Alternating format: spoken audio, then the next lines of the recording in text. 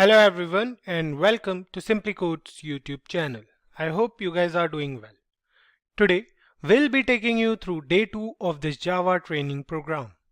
I hope you guys must have understood all the topics from day 1. I'll suggest you to go through them if you haven't watched that video yet. We'll cover some new topics in today's video, but before we begin, I would like to take a quick confirmation from the viewers if we are clearly audible and the screen is clearly visible. If yes, kindly type yes in the chat section, and if there are any changes required from our end, please do let us know in that chat section.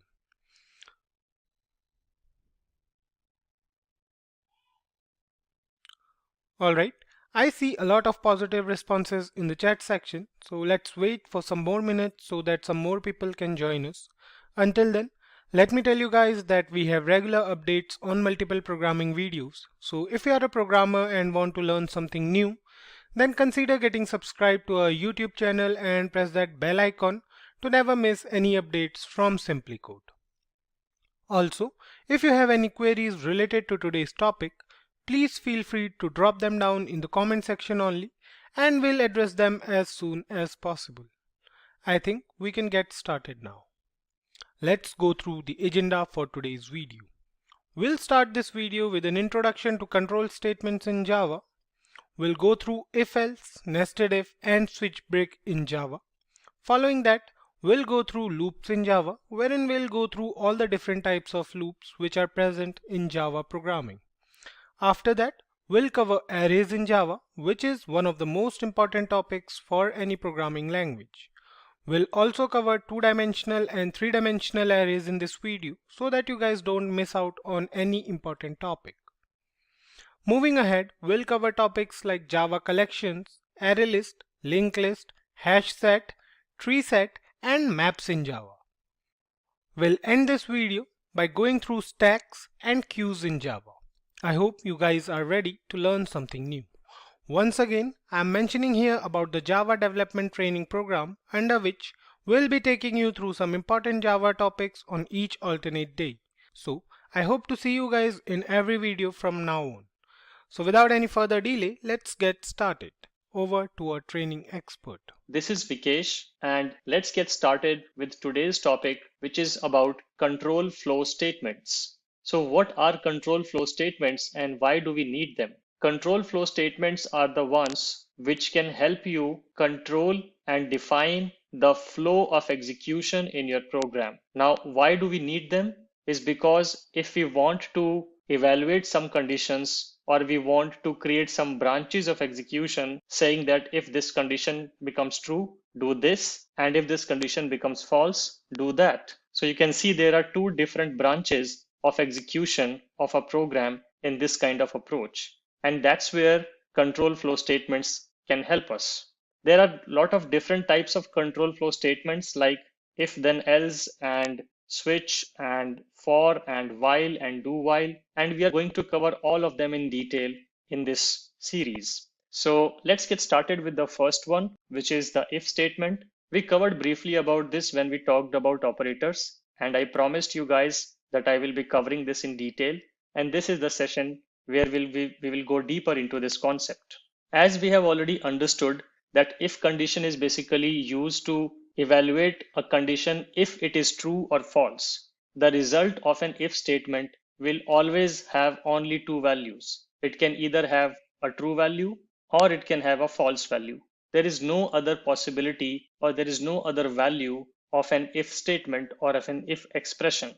Now, like I explained, if you want to do a simple programming execution where you say if a particular condition becomes true, do this, and if this becomes false, then do that.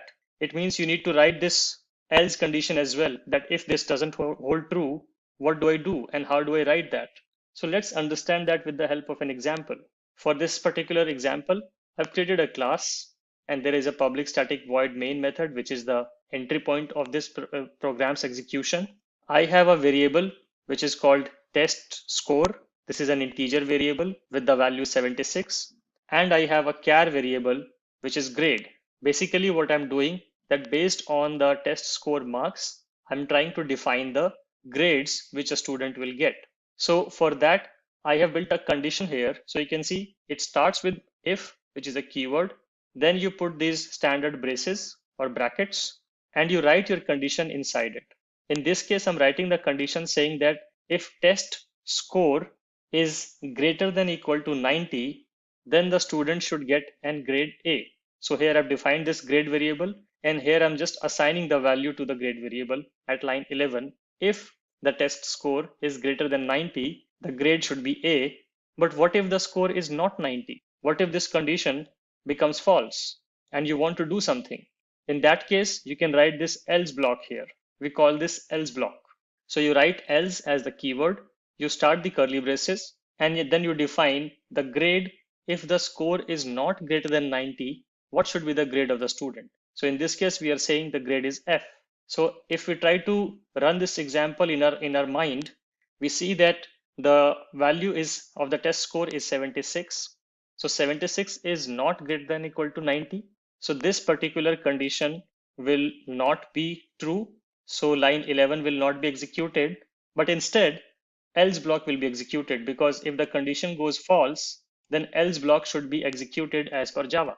So this block will be executed and grade will get a value of F. And then we are printing this grade value by just writing a system.out.println, a string plus the value. So let's run this particular program and see what happens. We get a grade equal to F here in this sysout or system.out.println.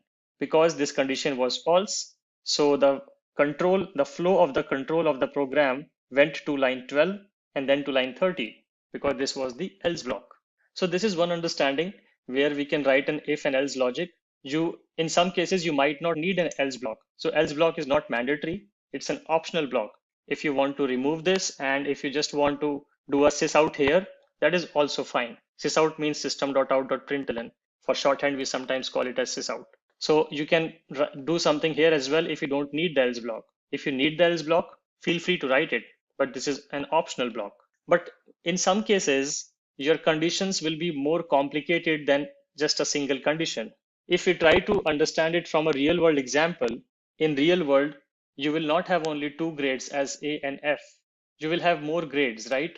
A, B, C, D, so on and so forth. So what are you going to do in that case? For that kind of case, Java provides us with a keyword which is called else if.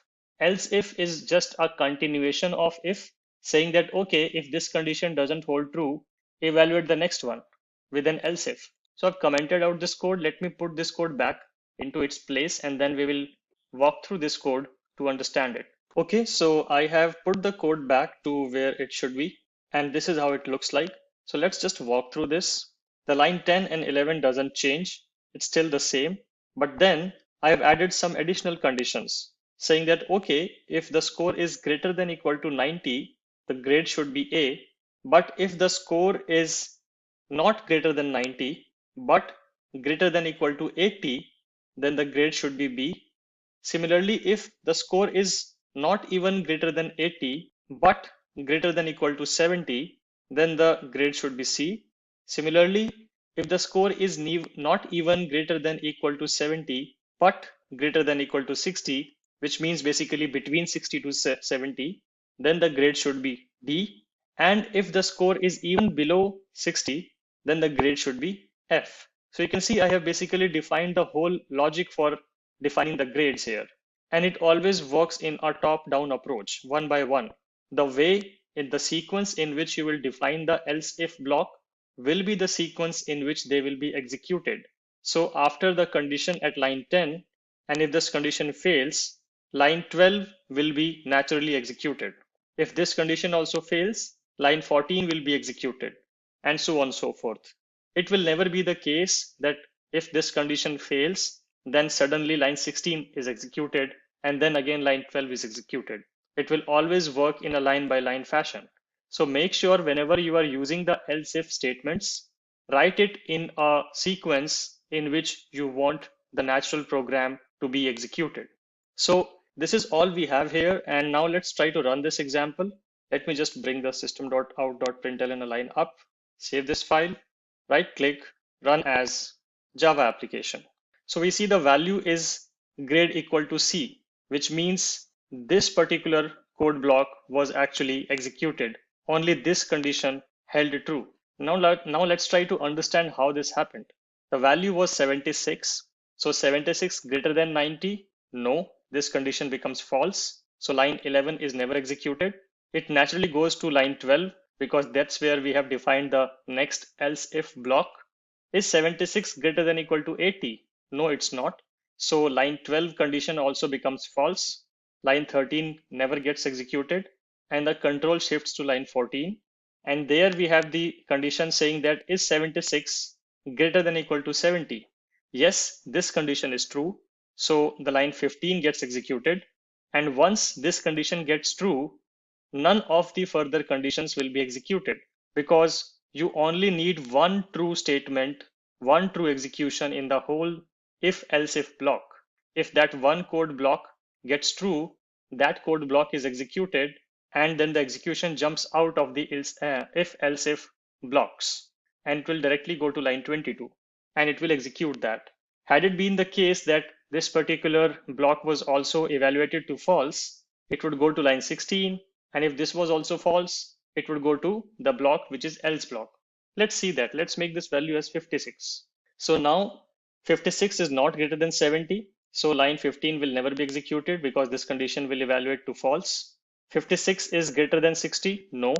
So this will also be false. And ultimately the grade should fall to else block where we are assigning the grade as F.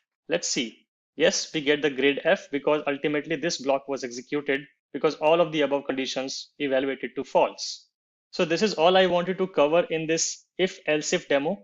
There is another addition of another way of writing if statements, which we call as nested if, where we have an if block inside an if block inside an if block, and so on and so forth. How do we write that?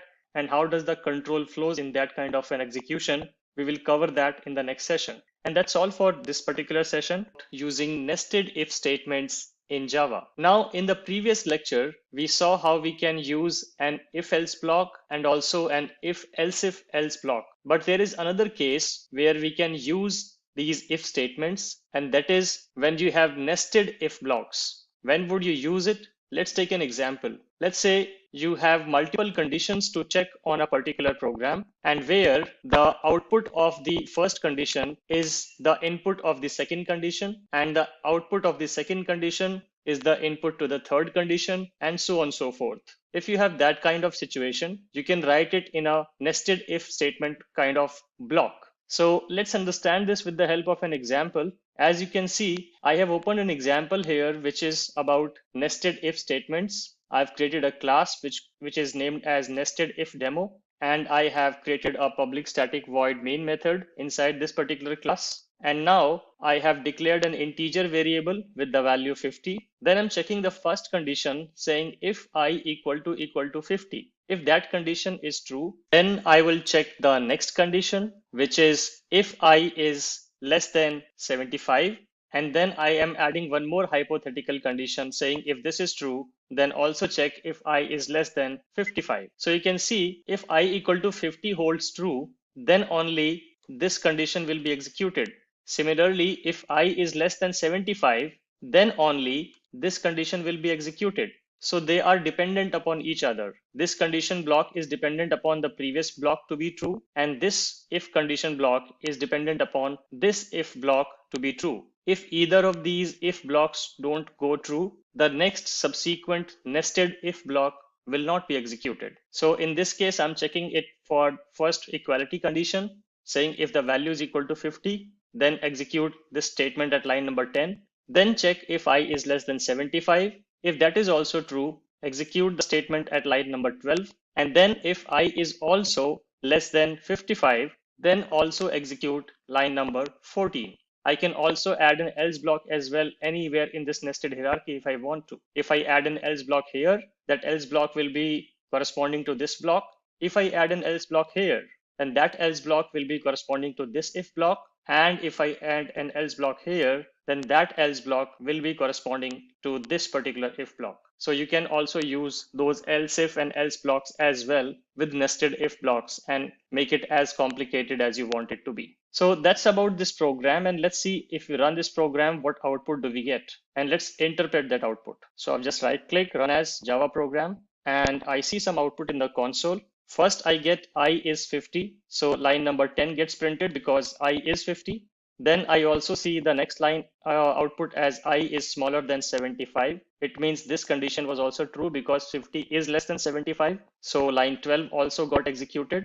And then I'm checking if I is less than 55. So yes, 50 is less than 55. So line 14 also gets executed and we get this statement on the console. So this was a simple way to see how we can implement the nested if conditions. Now we are also going to talk about another concept which is used in writing the if conditional blocks, which is called ternary operators. So ternary operators are used as a shorthand of writing if else block.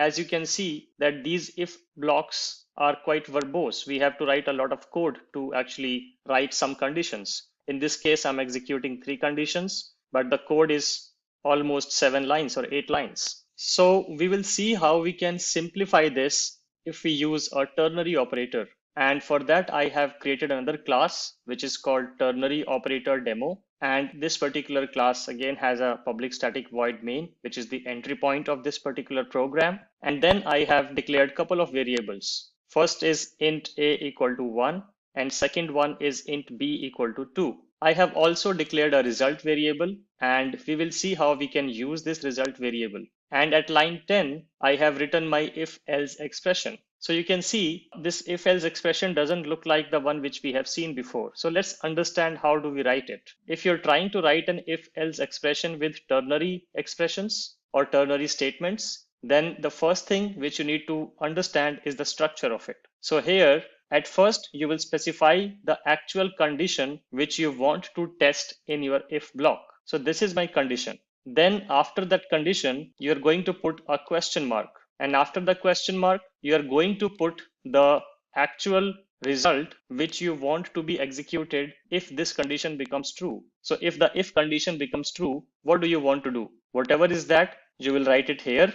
And then if the condition becomes false, then the logic should go into the else block and the else logic should come after this colon. So all you need to remember is this question mark and this colon. Before the question mark, you're going to write the condition. After the question mark, you're going to write the statement which is going to be executed if this if condition becomes true. And after the colon, you are going to write the else block condition which is going to be executed if this condition becomes false. Another thing to notice is that ternary operators can be used only in cases when you have only one statement to execute in if block and one statement to execute in else block. It cannot be more than one statement. So instead of this, you can also write system.out.println here, which will also be fine. If I just write this system.out.print, not printf, but I want to write println, so I'll just write println. You can also do this. This is also fine. You don't need to store the result, obviously, but you can also write this condition in a way. But this only has to be a single statement. It cannot be more than one statement because this expression can only hold one statement at a time. So use it in situations where you have to check a condition and do something in the if block, which is only one statement, and again one statement in the else block. The same expression can also be written in a verbose if else way in which we have been seeing it before. And I will also show that to you. And here, where this A and B is going, this is getting stored in this variable called result. So if this if condition holds true, then the result is A, and this is going to be stored here. And if it is going into the else block, then B is going to be stored in the result block. Let's run this program. So we can see we get the value 1 because we have set the condition as A less than B. So yes, 1 is less than 2. So this particular statement gets executed and this value gets stored here in the result variable. So that's how you can use the ternary operators to write shorthand if-else statements. The same expression can also be written in a verbose way. For example, you can write it in this way, saying if A is less than B, then result equal to A, else result equal to B. This code has exactly the same effect as this one line of code. So you can see this is pretty simple to write, pretty short to write. The code which I'm writing here in 4 lines can be written here in one line. And that's the power of ternary operators using switch statements in Java. So let us first understand, why do we need switch statements? Generally, whenever you want to check a condition, you can use an if-else block. But what if you have multiple conditions to check? What if you have so many possible execution paths that it becomes too verbose to write it into an if-else kind of block? What if you have to check on constant values of certain expressions? How do you do that? It becomes even more challenging and the code becomes even more verbose. So in such cases, switch statement can be used, in which you can write switch statement to have as many possible execution paths as you want, and it will work with constant values as well. So let's understand this with the help of an example as how and why will we use the switch statements. So for that, I have created this class which is called switch demo, and it also has a public static void main method, which is the entry point. And in this program, what I'm doing is I'm trying to accept a number as the month number in the program. And then with that particular number, I'm trying to print the corresponding month's name. So that's the logic. Pick a month number and you should get the month's actual name. So now in this case, you can imagine there will be at least 12 if-else if blocks, which is a long line of if-else statements. At the same time, if we try to do this for other conditions where the value is constant, please understand that the value of month is going to be constant. It's going to be the same number. So it's not similar to you evaluating a condition. It's similar to you evaluating a condition to a particular constant value. Imagine if you have to do some sort of a classification of employees in higher salaries and lower salaries, and there are hundreds of salary bands in the company. So are you going to write 100 if-else logics? That is going to take a long time. And then what if new bands get introduced? Then it gets even more complex. So we will use switch case statements in cases where there are lots of if-else conditions and the expression evaluates to a constant value. Remember, in the if-else cases, the expression evaluates to a Boolean value. So here I'm supplying the month value as 6. Then I'm also creating a string month string variable just to print or store the name of the month. And then the way you write the switch statement is to write the switch keyword, and then in the brackets you supply the month integer value, and then you start writing your conditions. So you can see you write the case as keyword, and then you write the number or the possible values this particular variable or this particular expression can hold. So all the possible values this particular expression can hold will be written individually as cases. So case equal to 1. Here 1 means the value of month is 1. In that case, the month string which we created here shall store January. And then we see a statement called break. So break is again a keyword in Java, and this keyword has a special meaning. It has a special usage. You will use the keyword break to abruptly break the control of execution from the current code block, and the code block is identified with curly braces. So here you can see the curly brace starts from here and it ends down to line number 51 at here. So the moment your Java program is going to encounter this particular statement, it is going to jump out of the current code block execution and continue thereafter. That's the basic logic and usage of break statement.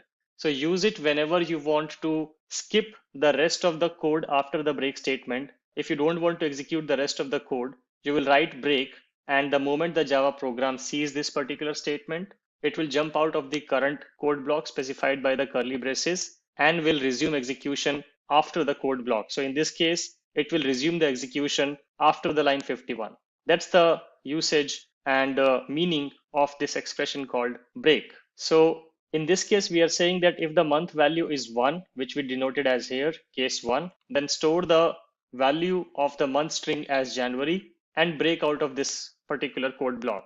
Because we don't need to execute any further, we have found a match. Then another case would be if the month value is 2. So you write case, which is a keyword, and then the exact expression value, the constant value, which is 2. And if that's the case, then month string becomes February. and again you break, because in this particular case, there will only be one condition true at a time.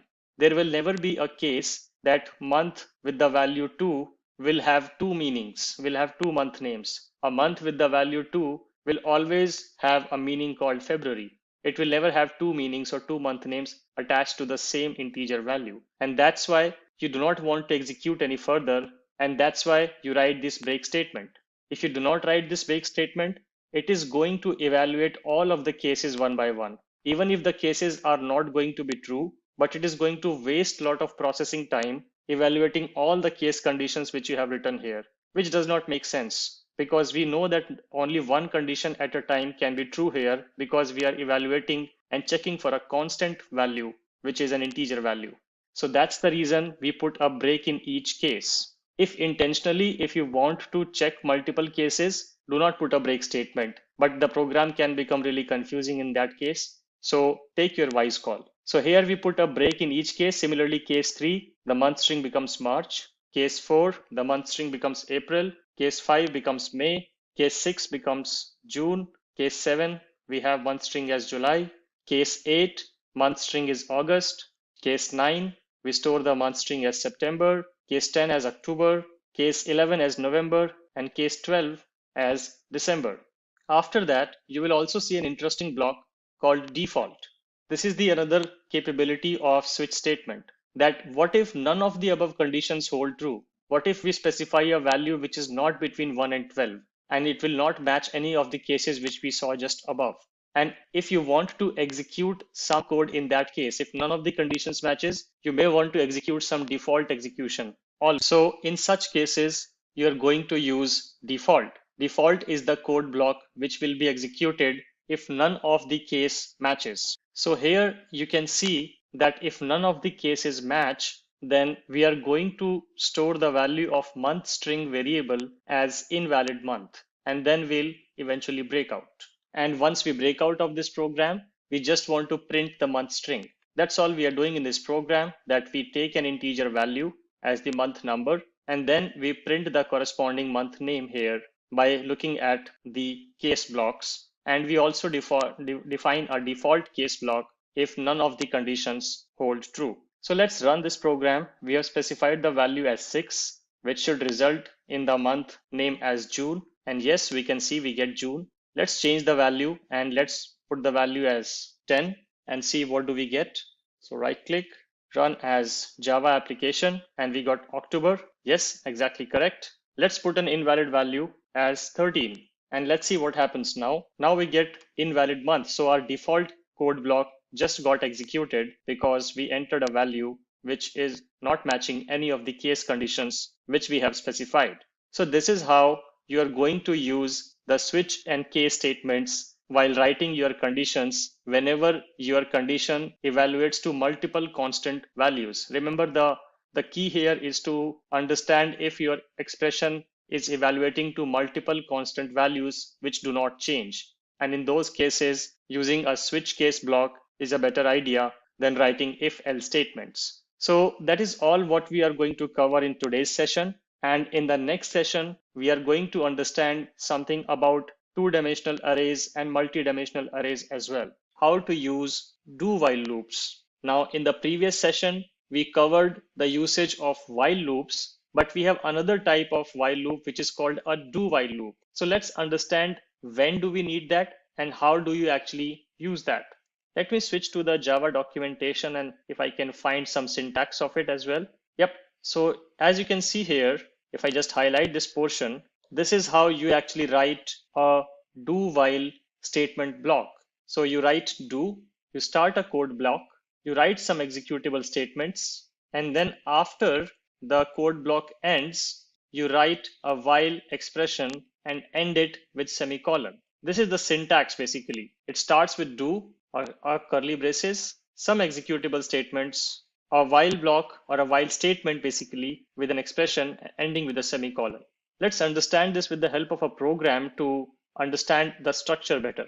So for this, I have created a sample program here, which is called do while demo. Again, having a public static void main method, and it has a variable which is count, and it is initialized as 1. Then I write do. I write this code block or the curly braces, and then I am just printing the value of count. Then I am incrementing the value of count, and then I am writing a condition which says while count is less than 10 and semicolon. If you compare this with the previous demo we ran, if I just put them side by side, we had while condition statement and the state change condition. Here we have do statement, condition change statement, and then we check the condition at the end. So the idea is that if you have a use case where before you even evaluate the condition, you want to print something, even before you evaluate the condition. If you want to do something, in that case, you will use the do while loop. Even before the actual while loop starts, if you want to execute a statement, you will use do while loop. For example, if you want to print the initial value of the count even before the condition checks, then you can use do while loop. If that is not your use case, you can use the simple while loop, which is described here in this program. So coming back to the do while, so I say do, and then I'm saying print this particular statement without checking anything. This condition will be executed for the first time without any condition check at all. This will just work as is, like a normal Java statement. After that, I'm incrementing the value of the count, and then I'm checking the condition. So remember, when this particular condition is being checked, the first increment has already happened. But in the while case, we did the comparison before even the first increment. The first comparison happened with the original value of count. But here, the first comparison is happening with the incremented value of the count. Hope you get the difference in a better context now, that you will use this when you want to write some initialization code before you actually hit the condition. So this condition will be evaluated with 2 less than 10, and then the value will be printed. Let's print this example, and we'll also try to play around with this example a bit more to build our understanding better. If I run this program, there is no difference in output if you compare this with the previous program we ran for the while. So it prints the count value. So this is coming here. Then it increments the value. Then it checks the condition saying is 2 less than 10. Yes, that holds true. If that holds true, it will go back to statement number 9, again print this, again do an increment on the count, and again check the condition with the updated value of the count, which will say 3 less than 10 now. Similarly, print the value, increment, check. This will continue to happen till this particular condition becomes false. And once this condition is false, it will exit out of this whole do while loop, and it will go to the line number 12. And if you have any statement written there, you can that statement will be executed in this case. So let's try to change some values here, and let's see if we can make sense of this program if we change the value. Let's say if I put 11 here, what will happen now? Let's run this program. You will say now you will see that this particular output is displayed which says count is 11. So what happened here, that count was 11. It entered the do while block. It went to this particular statement which said count is 11. Then it incremented the value. So the value became 12. And obviously 12 is not less than 10. So it did not print it again. It only printed once, even if the first time the condition was checked, the first condition execution itself resulted in false. Still, line number 9 got successfully printed. And that's the whole idea behind using the do while. What if I change this value to 10? Let's see what happens. And after that, we'll run one more combination to just make it more interesting. This time again, count is 10. Line number 10 will be printed as count is 10. Then at line number 10, the count is incremented to 11, and 11 is not less than 10. So in this case, the loop ends and it will move out. Now, what happens if I do this? If I say less than equal to here, let's run this program and interpret the output. Now, again, only one statement is printed because in this case, the count is 10. 10 is printed here, and we are saying 10 plus 1, 11. 11 is still not less than equal to 10. And that's why the loop just exits. Let's make it 9 and see what happens. Now you see two values. So count is 9. It enters the do while loop, goes to statement number 9, prints the current value of count, which is 9, then increments the value to 10. Then at line number 11, this while statement is executed and the condition is checked. is 10 less than equal to 10? Yes, 10 is not less than, but 10 is equal to 10. So this condition will hold true. It will go back here. Print count is 10. Rand when this will not be executed. But the bottom line is very straightforward, that whenever you want to write some pre-processing logic, even before checking the very first condition of your loop, then in that case, you will be using a do while loop. Otherwise, a normal while loop or a for loop will absolutely work fine. So that's the takeaway I would like you to take away from this particular session. And that's all for this particular session. We talked about do while, and we also tried to give you some sort of a comparison between while loops and do while loops.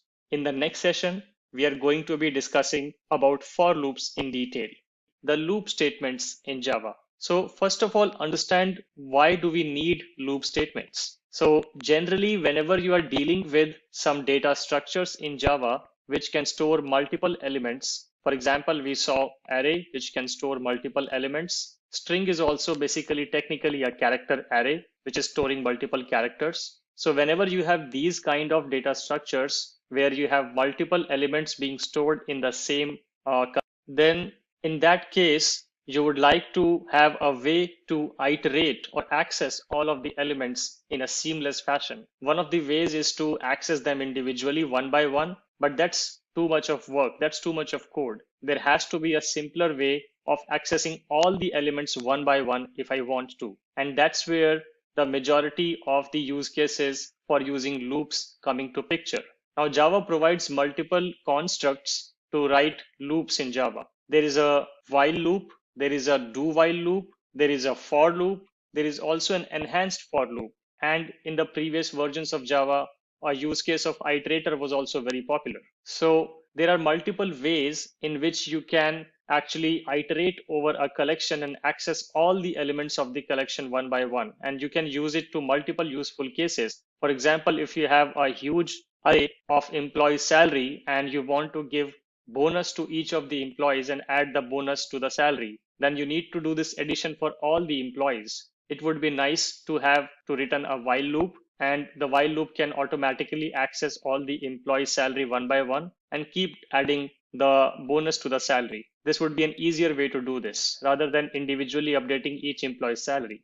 And the first loop statement we are going to understand is a while loop. So the syntax of while loop is very straightforward. You write the while keyword, you enter the actual condition which will be evaluating to a Boolean true or false. So you write the expression which will be a Boolean expression, exactly similar to the conditions which you use to write in your if statements. So you write your condition which will evaluate to either true or false, and then you write your statement. And these statements will keep executing till the time this particular expression evaluates to true. So generally the way it works is that it will enter the while block, it will evaluate the expression. If the expression becomes true, then the statements inside this particular while block will be executed. And after the execution of the statement, it will again go back, again evaluate the expression. We call them steps basically. So it will go to the next step, again evaluate the expression. If this still holds true, it will again go inside,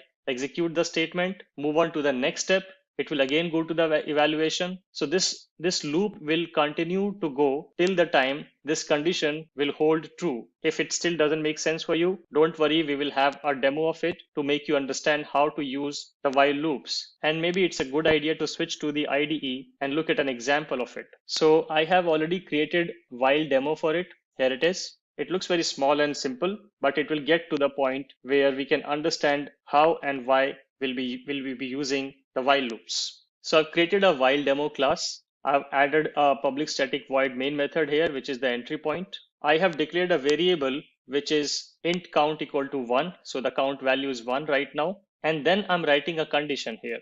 I'm saying while count is less than 10, do this. So it will print the current value of count.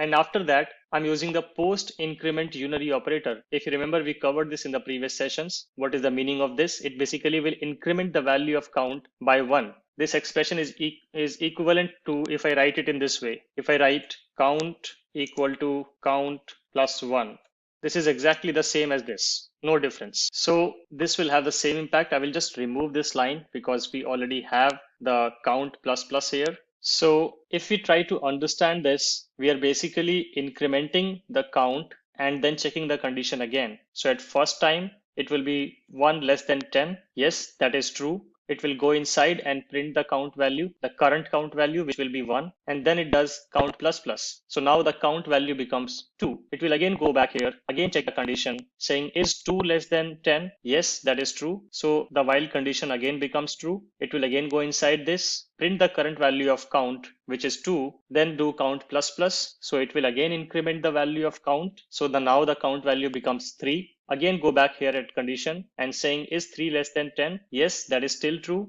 Again come here, print the 3. Again go here, make count as 4. 4 less than 10, prints 4. Again count plus plus, count becomes 5, and so on and so forth. It will keep doing that till the value becomes 10. So at a step when count plus plus results in the count value being updated to 10, it will go here and say is 10 less than 10? Now that is not true because 10 is equal to 10, but 10 is not less than 10. So this condition will become false and it will exit of this while loop and it will come here and it will execute if there was anything written after the while loop that will be executed. So that's the idea, that you want to do something till a particular condition holds true. Then you can use the while loop, define your condition and execute the statements and try to do something which changes the state of this condition. Here I'm changing the count so that every time a new evaluation happens. If I comment this will result in an infinite loop because 1 will always be less than 10. I will not be incrementing the count here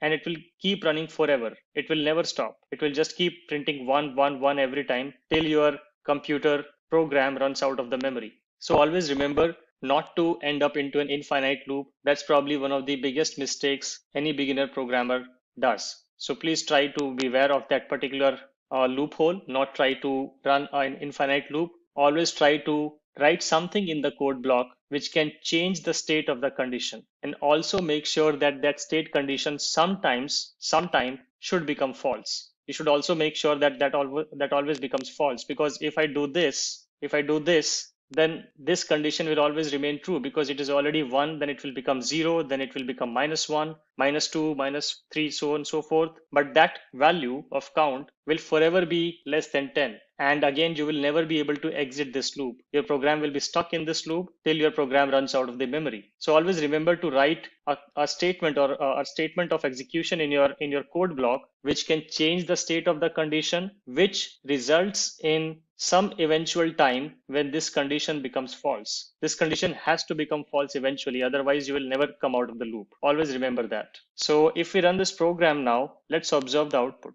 So we can see here this particular statement is printed for 1, 2, 3, 4, 5, 6, 7, 8, 9, and that's it. After 9, the moment the count plus plus resulted into the count value becoming 10, it checked that condition and then it just came out of the loop because 10 is not less than 10 and the condition became false. So always do something inside your code block which results at least of one scenario where this condition becomes false. And that is how you can use the while loop. Now you can see this is a pretty generic code and you can write any kind of condition here, write any code you want to execute here, and then do something to change the state of the condition as well in a positive way, in a way which results this particular condition to be false at some point of time. And then your while loop will run fine. So this is all I wanted to cover in terms of the while loop. We have a lot of more exciting stuff coming in terms of different loops. But for this session, I think we'll stop here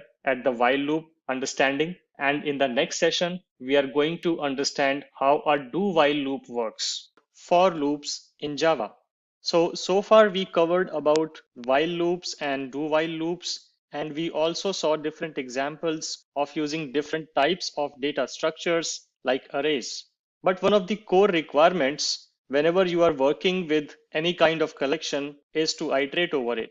Exactly similar to what I explained in the do while and while lectures, that you would often require to iterate over a collection or a data structure. And for that, one of the most sophisticated and easiest way to do that is using for loops. So let's understand the syntax of for loop first, and then we will also look at an example of it in the Eclipse IDE. So I have just opened the official Java docs here. So if you see, this is basically the syntax of a for loop statement. So let's understand it.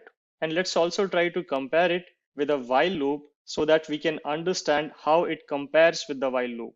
So if we see the syntax, we first see the term initialization, then we see the term termination, and then we see the term called increment.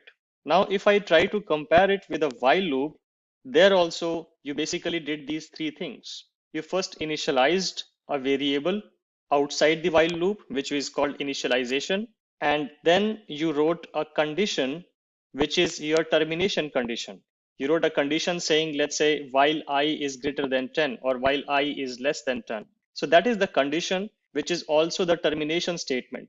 The loop will continue to execute till that condition evaluates to false, and that's when the loop terminates. That's why we call it as termination. And then the third piece of it is the increment, the I++, which we used to do in the while loops. So these three portions together make or constitute any kind of loop in any kind of programming language. And for loop, if you see, the kind of code which you use to write in a while loop in multiple lines, where you first initialize a variable, then you write a condition in the while block, and then inside the while block, you use to increment the variable.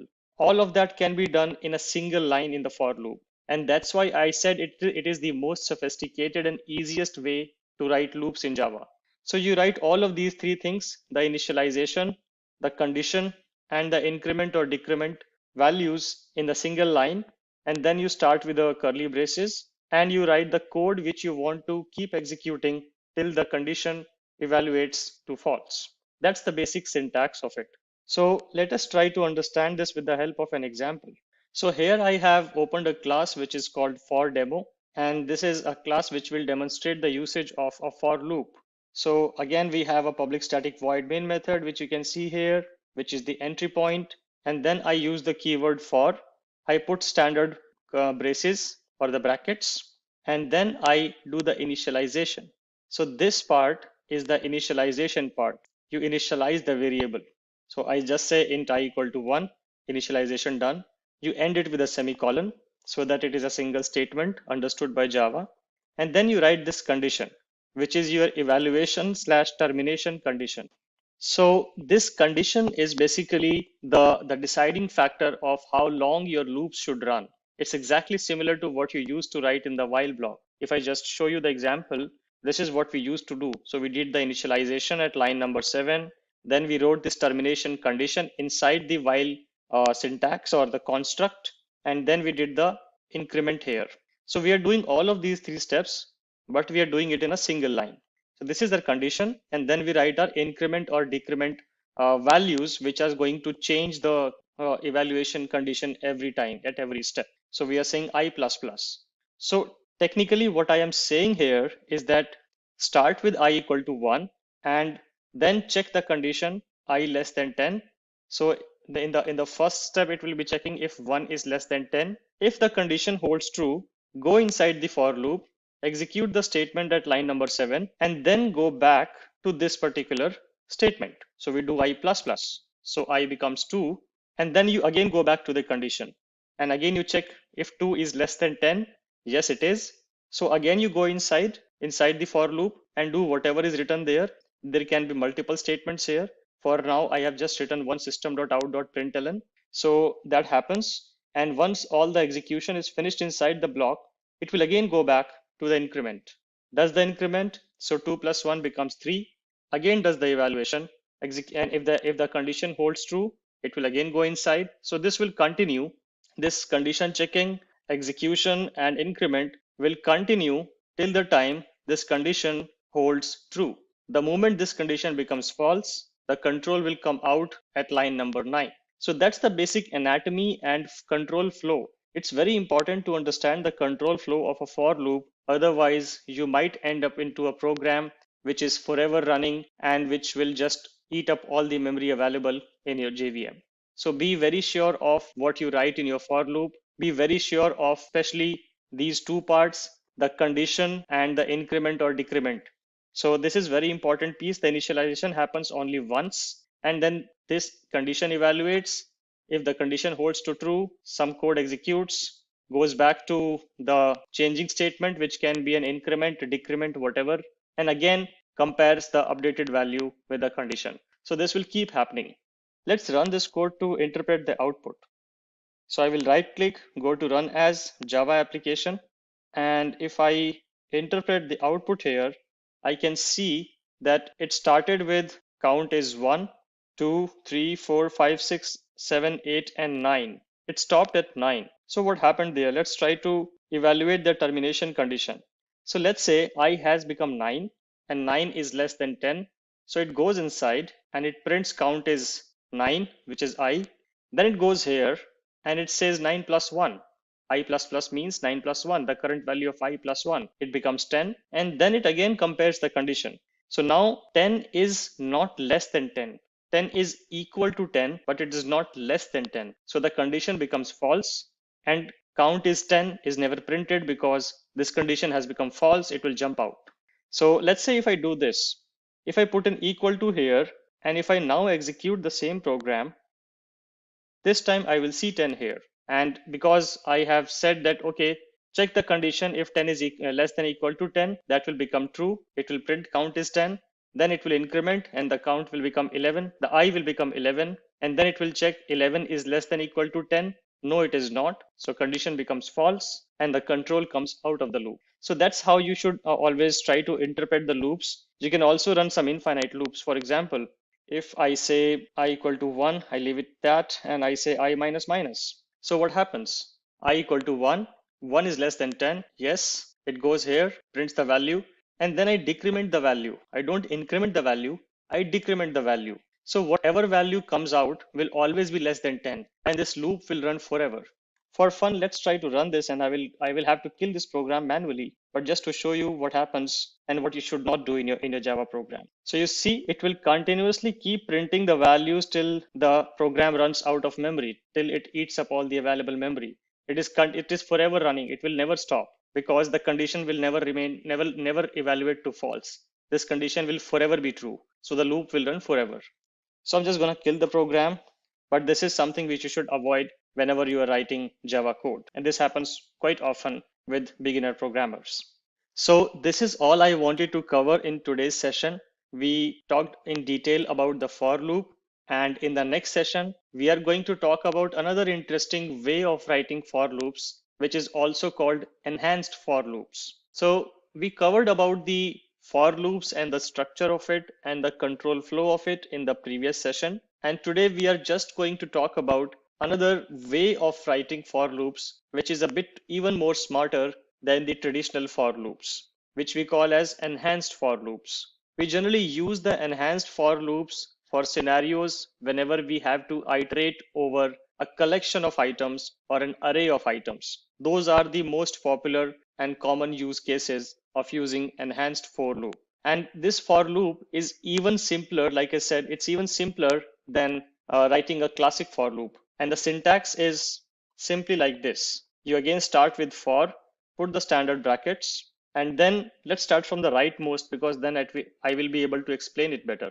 You specify the collection in the rightmost side of the bracket. The collection can be an array, it can be a list, it can be a map. So whatever different kind of collections which are available in Java, and we are going to cover collections in detail. So don't worry if you don't understand what are lists and what are maps and what are sets. We will go into detail of each of these one by one in the upcoming sessions. But the idea is that you put the collection to the rightmost, then you put a colon, and then you put a representation of the member of this collection. So for example, here this numbers is basically an int array. So this int array means that this array can only hold integer numbers, and that's why we write int here, because this array is only having integers. Then we put any placeholder variable name. This can be anything. You can even write it as I if you want to. You can write it as anything, any variable name which you want to write. This is a temporary variable. So now this code is going to execute in a manner that it is going to iterate over this array one by one, starting from the first element going till the last element. You don't need to write any initialization code. You don't need to write any termination condition code, and you don't need to write any increment or decrement code also. And how these three values are actually taken care of, let's understand that as well.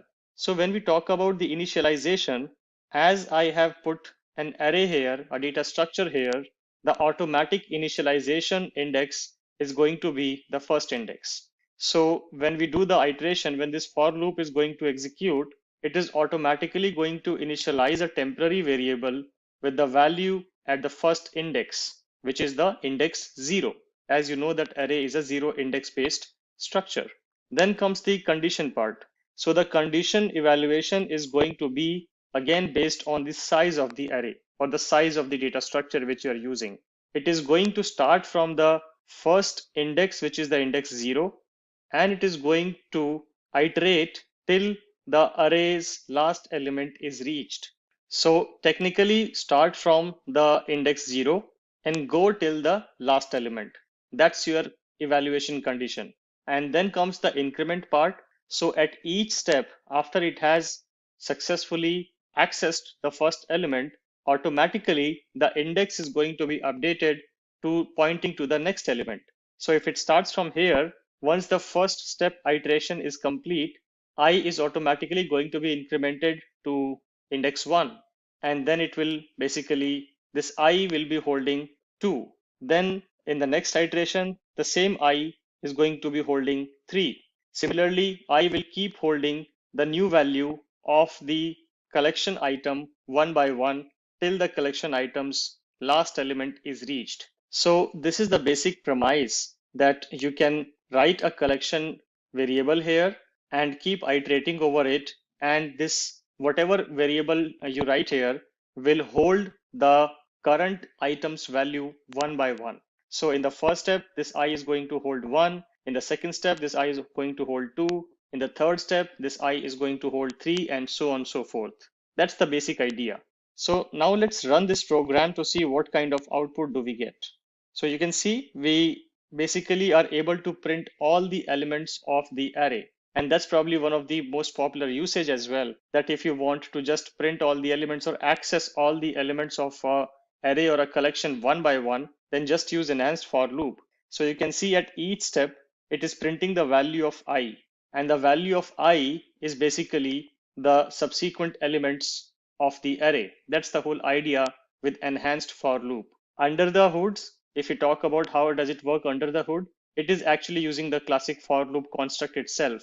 But for developers, it is making it easier because it knows that if you are iterating over a collection, you will start with the first element and you will go till the last element. So it knows the initialization value, the termination condition, and it also knows the increment condition. And that's the reason you will use enhanced for loops in Java for iterating over collections.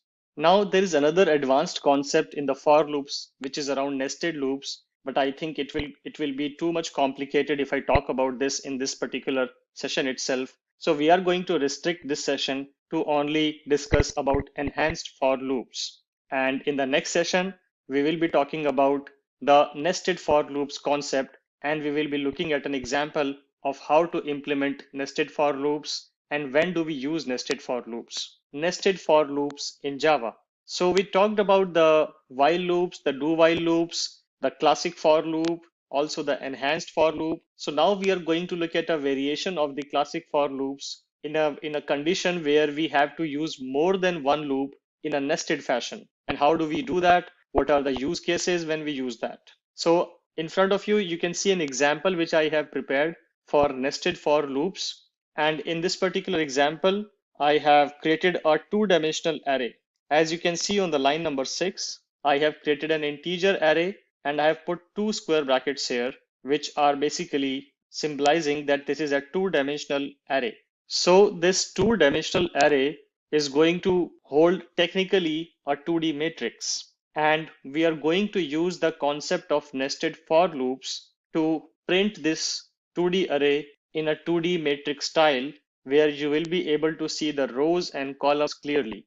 Let's first try to interpret this particular 2D array. So we have a curly braces outside, and then we have these three inner elements, which symbolizes three rows basically. So this is the first row, this is the second row, and this is the third row. And then each of the rows have three elements each, which symbolizes the column values or the item values. So it's basically a 3 into 3 2D array, which has three rows and three columns. So we can say that this is basically a 3 into 3 array, which has 3 dimensions on the row side and 3 dimensions on the column side, or just a 3 by 3 matrix or 3 by 3 2D array. So as we know that in case of arrays, everything starts from 0.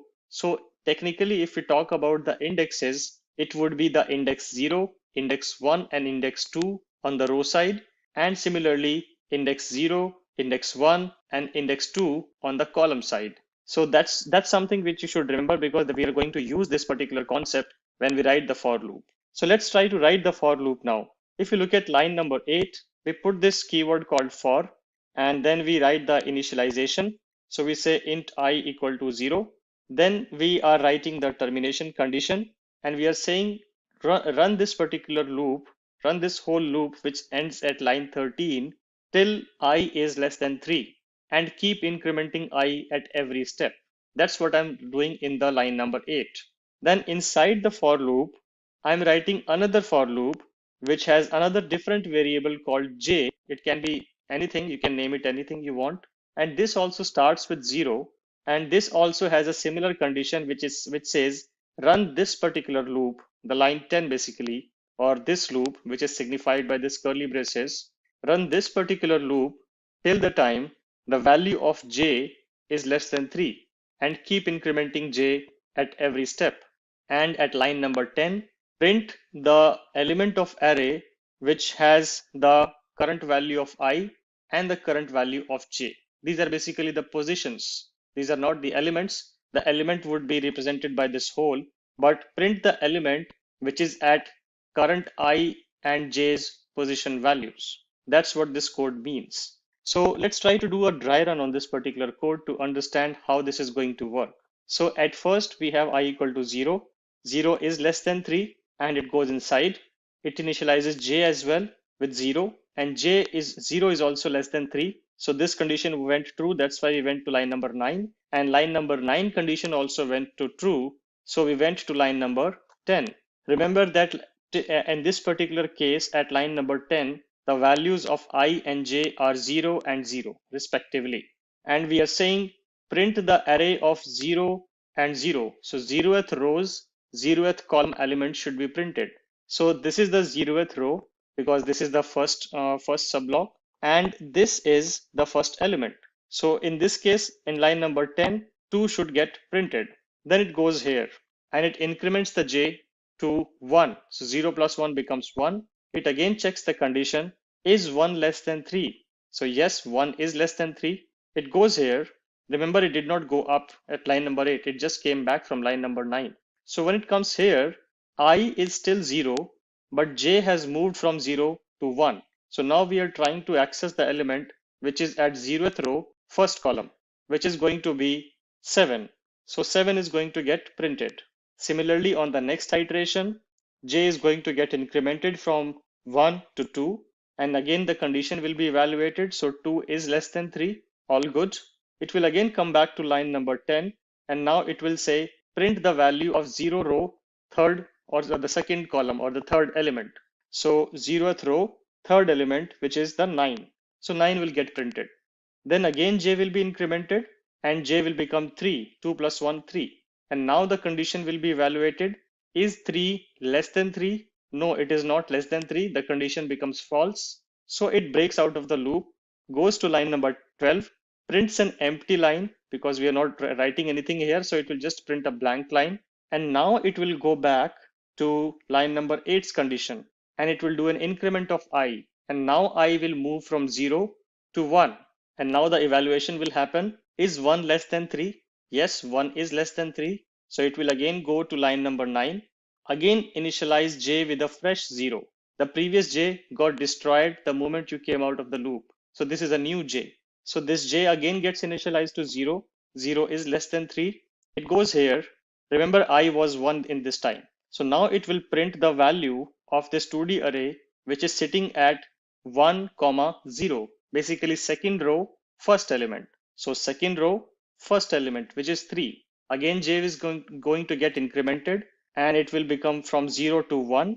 So 1 is less than 3. Yes, it will again come here, and it will print the value of the array, which is sitting at array of 1, 1 for a row equal to 1 and column equal to 1, which will be 6. Similarly, j will get incremented again. Again, 2 is less than 3. Come back here, will print 1. Then again will increment j. J will become 3. 3 is less than 3. No, it's false. The condition is false. So it jumps out of the loop, goes to line number 12, prints a blank line, again goes back to 8, line number 8, increments I, and I now becomes 2. 2 is less than 3. Yes, it will again go here, initialize j again with 0, and again does the same thing for the row 2 and column 0, 1, 2. And again it will come out of the loop. This time again when it will go here, the value will become from 2 to 3, and 3 is not less than 3. So then it will break out of the outer loop. So the idea is execute the inner loop for every value of the outer loop. Remember this line, because that is how you will be applying your knowledge of nested for loops to be used in certain condition. So whenever you have a scenario where you have to iterate over a collection based on a certain value of another collection, then you can use nested for loops. Or you have a scenario where you have to iterate over 2D or 3D arrays. For example, if we were dealing with 3D arrays, then you would have seen 3 nested for loops here, and where it will apply the same logic, that iterate over all the collections, all the values of the inner loop on a particular value of the outer loop. Then increment the value of the outer loop and do the same thing again. Iterate over all the values of the inner loop based on a fixed value of the outer loop. So let's run this program and let's see what kind of output do we get. So like I said, our motive, our target was to print this in a matrix style. And you can see that it is printing in a sort of a matrix representation. So the first row gets printed here, then the second row gets printed here, and then the third row gets printed here. If you try to decipher it, it will work exactly the same way as I explained. So I equal to 0, 0 less than 3, condition becomes true, comes here, j equal to 0, j less than 3, condition becomes true, comes here, prints the array of 0, 0, which is 2, then prints the array of 0, 1, which is 7, 0, 2, which is 9, then j becomes 3, it breaks out of the loop, goes up here, I becomes from 0 to 1, 1 is less than 3, yes, again comes here, reinitializes a fresh for loop with a new j setting to 0, and it will print the array of 1, 0, 1, 1, 1, 2, then similarly array of 2, 0, 2, 1, 2, 2. So that's basically what we are doing. We are picking the first row and iterating all elements of it, picking the second row, iterating all elements over it, and so on and so forth. You can do this for any n-dimensional kind of array or a collection. So this is all I wanted to cover in today's session, where we discussed about the nested for loops concept and how and where we will use it. And in the next session, we will be discussing about the Java collections framework. Arrays in Java. We discussed about arrays in a bit detail when we talked about the non-primitive data types, but this is a concept and a topic which needs to be understood well. So that's why we'll do a deep dive on arrays in this particular lecture. So as I described earlier, that array is basically a container which can store values or a sequence of values or sequence of numbers or sequence of characters into itself. We can think of it as a box which can store all the values in a continuous fashion. As you can see here, this is just a pictorial representation, and this is coming from the official Java docs. And you can see that if we create an array of size 10, then we have these 10 blocks created here. You can see 1 to 10th. So the whole length of boxes, the number of boxes here are 10. But the way arrays are designed is that the index is basically used to access the element in this particular box. The index of the boxes start from 0. So it goes from 0 to 9. So remember, the array length is 10. The array can contain 10 elements, but the index of the array starts with 0 and will always end at length minus 1, which is 10 minus 1 in this case, which comes as 9. So it will always be length minus 1. It will always the index will always start from 0 and go till length minus 1. Length can be anything. In this case, the length is 10, so the index ends at 9. If the length was 20, the last index will be 19. But in total, you have these 10 memory locations. We also call them as continuous memory locations because they are continuously placed. An array basically blocks 10 memory locations and creates a container over it. So this is how an array basically looks like inside the memory. And whenever you want to access the elements of the array, you will say array of 0 or array of 1 or array of 2. You basically need to specify the index to access the element at index. For example, if you want to access the element which is sitting in this box,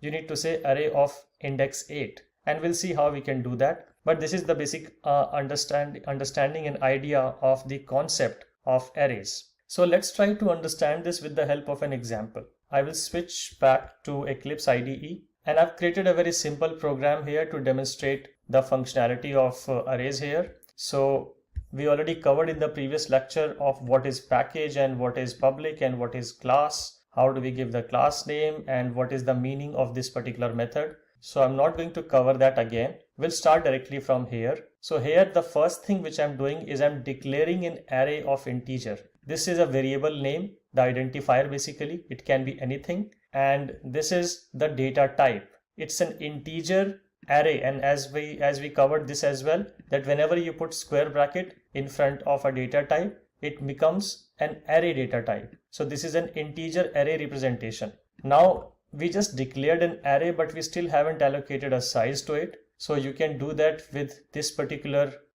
syntax. So you can put the variable name of the array and say new int and put the right size here. This size can be anything. And once you do this, now array will actually allocate those memory boxes which we covered here. The moment you do new int 10, these boxes, continuous boxes, will be placed in the memory, and the memory is allocated to this array. We call this memory allocation. This is how you allocate memory to the array. So we allocated memory to this array for storing 10 integers. The next thing is now we can start storing elements in those boxes. So like I said, that the array index always starts with 0. So if you have to store the first element, you actually have to store it at index 0 location. So you give the array name, you provide these square brackets, and you put the index value within the square brackets. That is how you basically point to a particular element inside the array. So we say an array of 0 and we put the value 100. Then we initialize the second element, which will be index 1. Then will be the third element, which will be index 2. Fourth element, index 3. Fifth element, index 4. Sixth element, index 5, and so on.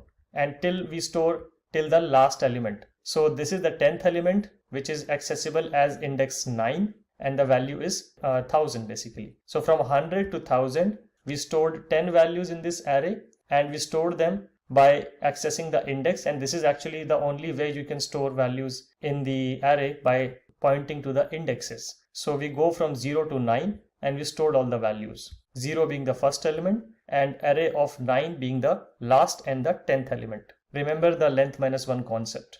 Okay, so now we will try to print all the elements one by one. That's pretty much what we are doing now. So as we covered in the previous lecture, that we use system.out.println to print anything, and we understood the whole meaning of this, so I'm not going to repeat that. Now we want to print the first element. The first element is sitting at index 0, and we can access that element with this syntax by providing the variable name and the actual index value.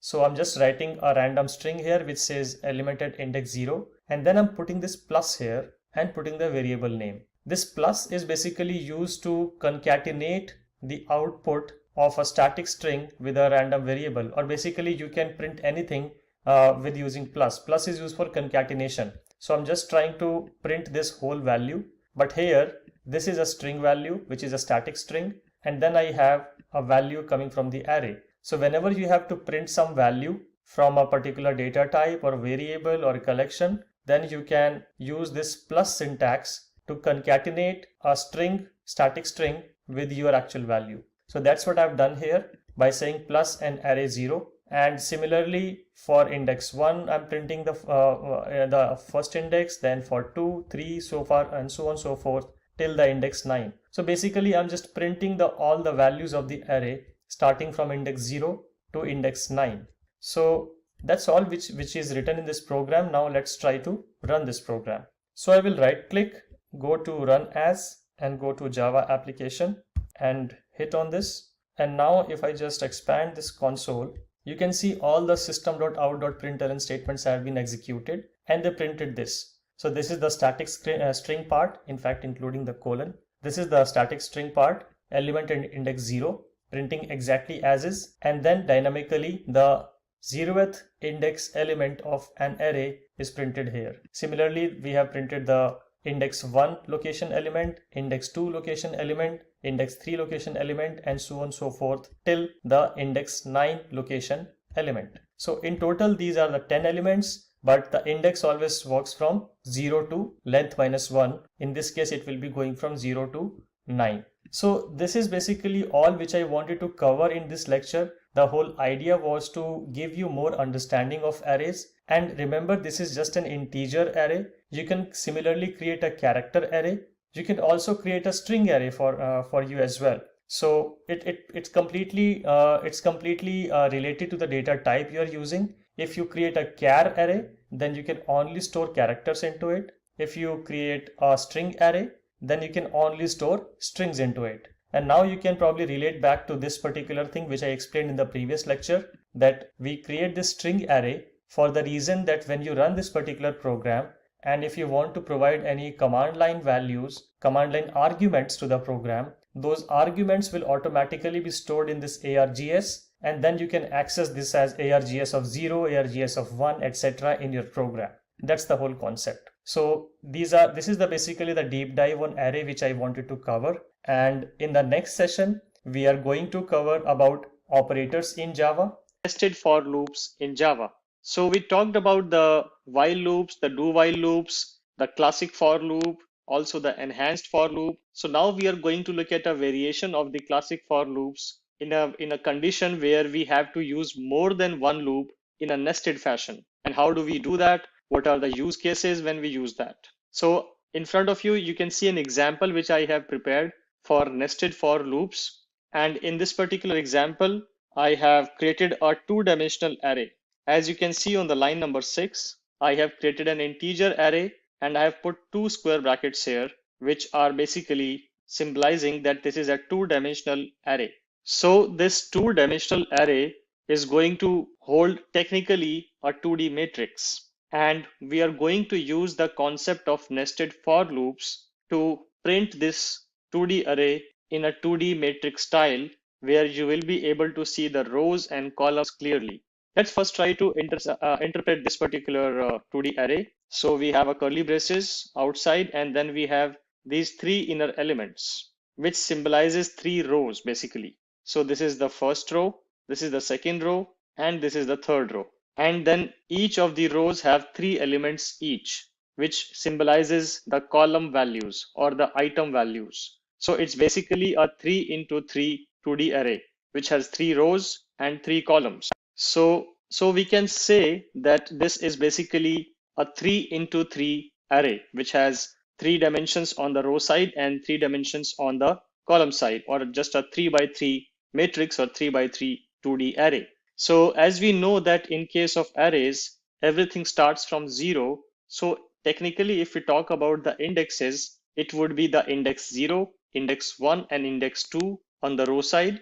And similarly, index 0, index 1, and index 2 on the column side. So that's something which you should remember, because we are going to use this particular concept when we write the for loop. So let's try to write the for loop now. If you look at line number 8, we put this keyword called for, and then we write the initialization. So we say int I equal to 0. Then we are writing the termination condition, and we are saying run this particular loop, run this whole loop which ends at line 13 till I is less than 3. and keep incrementing I at every step. That's what I'm doing in the line number 8. Then inside the for loop, I'm writing another for loop which has another different variable called j. It can be anything, you can name it anything you want. And this also starts with 0. And this also has a similar condition which says run this particular loop, the line 10 basically, or this loop which is signified by this curly braces, run this particular loop till the time the value of j is less than 3 and keep incrementing j at every step. And at line number 10, print the element of array which has the current value of I and the current value of j. These are basically the positions. These are not the elements. The element would be represented by this hole, but print the element which is at current I and j's position values. That's what this code means. So let's try to do a dry run on this particular code to understand how this is going to work. So at first we have I equal to 0. 0 is less than 3 and it goes inside. It initializes j as well with 0 and 0 is also less than 3. So this condition went true. That's why we went to line number 9, and line number 9 condition also went to true. So we went to line number 10. Remember that in this particular case at line number 10, the values of I and j are 0 and 0 respectively. And we are saying print the array of 0 and 0. So 0th rows, 0th column element should be printed. So this is the 0th row because this is the first subblock, and this is the first element. So in this case, in line number 10, 2 should get printed. Then it goes here and it increments the j to 1. So 0 plus 1 becomes 1. It again checks the condition, is 1 less than 3? So yes, 1 is less than 3. It goes here. Remember, it did not go up at line number 8. It just came back from line number 9. So when it comes here, I is still 0, but j has moved from 0 to 1. So now we are trying to access the element which is at 0th row, first column, which is going to be 7. So 7 is going to get printed. Similarly, on the next iteration, j is going to get incremented from 1 to 2. And again, the condition will be evaluated. So 2 is less than 3. All good. It will again come back to line number 10. And now it will say print the value of 0 row, third or the second column or the third element. So 0th row, third element, which is the 9. So 9 will get printed. Then again, j will be incremented and j will become 3. 2 plus 1, 3. And now the condition will be evaluated. Is 3 less than 3? No, it is not less than 3. The condition becomes false. So it breaks out of the loop, goes to line number 12, prints an empty line because we are not writing anything here. So it will just print a blank line. And now it will go back to line number 8's condition and it will do an increment of I. And now I will move from 0 to 1. And now the evaluation will happen. Is 1 less than 3? Yes, 1 is less than 3. So it will again go to line number 9. Again, initialize j with a fresh 0. The previous j got destroyed the moment you came out of the loop. So this is a new j. So this j again gets initialized to 0. 0 is less than 3. It goes here. Remember, I was 1 in this time. So now it will print the value of this 2D array, which is sitting at 1, 0. Basically second row, first element. So second row, first element, which is 3. Again, j is going to get incremented and it will become from 0 to 1. So 1 is less than 3. Yes, it will again come here and it will print the value of the array, which is sitting at array of 1, 1 for a row equal to 1 and column equal to 1, which will be 6. Similarly, j will get incremented again. Again, 2 is less than 3. Come back here, will print 1.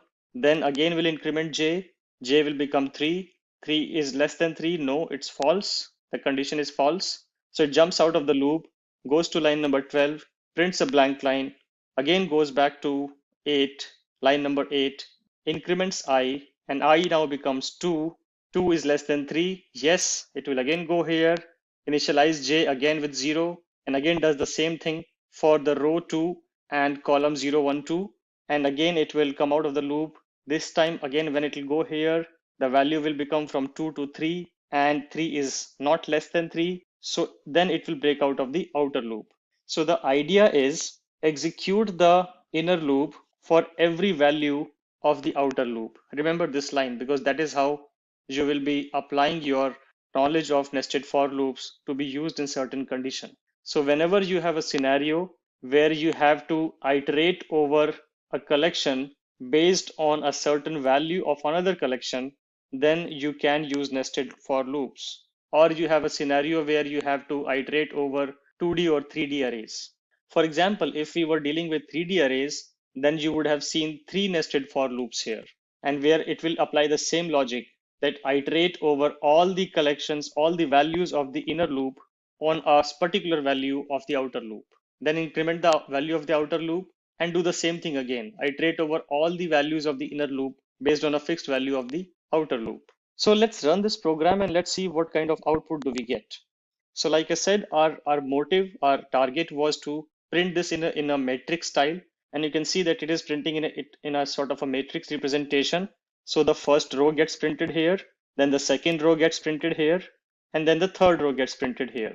If you try to decipher it, it will work exactly the same way as I explained. So I equal to 0, 0 less than 3, condition becomes true, comes here, j equal to 0, j less than 3, condition becomes true, comes here, prints the array of 0, 0, which is 2, then prints the array of 0, 1, which is 7, 0, 2, which is 9, then j becomes 3, it breaks out of the loop, goes up here, I becomes from 0 to 1, 1 is less than 3, yes, again comes here, reinitializes a fresh for loop with a new j setting to 0, and it will print the array of 1, 0, 1, 1, 1, 2, then similarly array of 2, 0, 2, 1, 2, 2. So that's basically what we are doing. We are picking the first row and iterating all elements of it, picking the second row, iterating all elements over it, and so on and so forth. You can do this for any n-dimensional kind of array or a collection. So this is all I wanted to cover in today's session, where we discussed about the nested for loops concept and how and where we will use it. And in the next session, we will be discussing about the Java collections framework, how to create and use a three-dimensional array, or how to go about using multi-dimensional arrays in Java. So as you can see from this image, we talked about 1D array, which is having just one axis. Then we talked about 2D arrays in the last session, where we had rows and columns, basically an x-axis and a y-axis. And then we can also have a 3D array, which will have three axes, which will have an x-axis, a y-axis, and also a z-axis. Think of a simple box, which every box in this world will always have at least 3 dimensions. And from here, you can go even build more complex arrays, which can have 4 dimensions or 5 dimensions or as many dimensions as you want it to have. And today we are going to look at an example of how can we build a 3D array and how do we access those elements. But this picture is just to show you the mental model of when you will be creating a 3D array. So for example, generally an image data is stored in 3 dimensions. So you might want to store the image data into a 3D array. And there can be many other use cases in the mathematical and research computational use cases where you might want to use a 3D array. So, but remember, there's an x-axis, there's a y-axis, and then there is a third axis, which is called the z-axis. So let us look at a Java program to understand how we can build a three-dimensional array. And for that, I have created this class, which is called multi-dimensional array. It has a entry point method, which is the public static void main method. And then I have created an integer array. And this time, instead of 1 or 2 square brackets, I have 3 square brackets. And if you remember, I mentioned this in the previous session as well. The number of square brackets which you're going to put while initializing the array is the number of dimensions of the array. And since in this particular program, I'm going to demonstrate a three-dimensional array, that's why you see 3 square boxes. Let me just minimize this. Yep. So we have 3 square boxes here, and we have created the variable name as ARR, or short form as array. Then we start with the outermost curly braces as is. Then we put another curly braces which starts from here and it ends here. Then another set of curly braces which starts from here and end here. So this is the first dimension. This is the second dimensions. and these are the third dimensions. That's how you're going to define the different dimensions. Remember, this is the first dimension when the first curly brace starts. Then you have this second dimension, which covers this hole and this hole. And then you have third dimension, which are these. So that's how you're going to visualize and put the three dimensions in use while declaring a three-dimensional array. And the values work in the same fashion. It's a zero index-based position. So since we do not have an official name for the third dimension, so I'm just going to use x-axis, y-axis, and z-axis to refer to the three axes. So this would be x of 0, this would be y of 0, and this would be z of 0. Similarly, x of 1, y of 1, and z of 1, and so on and so forth. So now if I try to access the value which is at 0th x position, first y position, and second z position, what's the value do we get here? Let's run this program and understand and interpret the output. Okay, so when we ran this program, we got the output as 11. So let's understand this output. So when we say the 0th position on x, the first position on y, and the second position on z.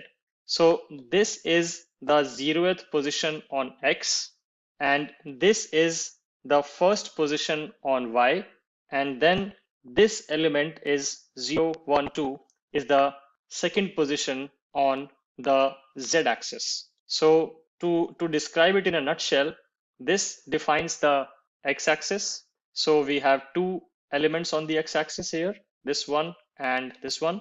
Then we have two elements on the y-axis on each x-axis. So this is 1, this is 2 on the first x-axis, and this is 1 and this is 2 on the second x-axis.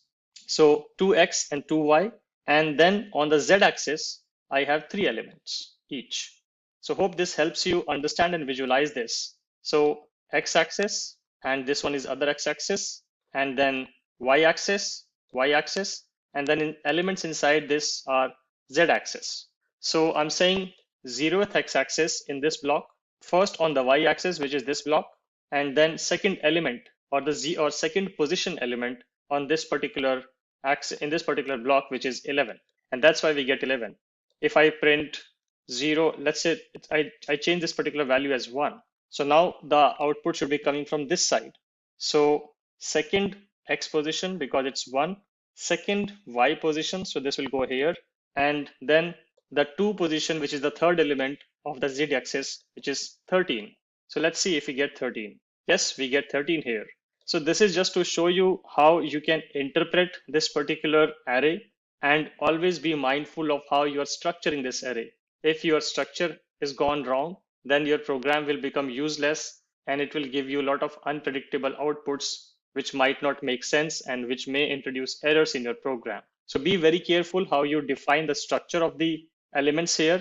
That's the key. And after that, you just need to understand the x-axis, the y-axis, and the z-axis. Always remember all the axes start from 0. So when I say 2, I'm basically referring to the third element and not the second element. So this is all I wanted to cover in this particular session, where we describe how we can use a three-dimensional array. And from here, you can go to any lengths. Like I said, you can add more square brackets here and go to 4-dimension or 5-dimension or 6-dimension.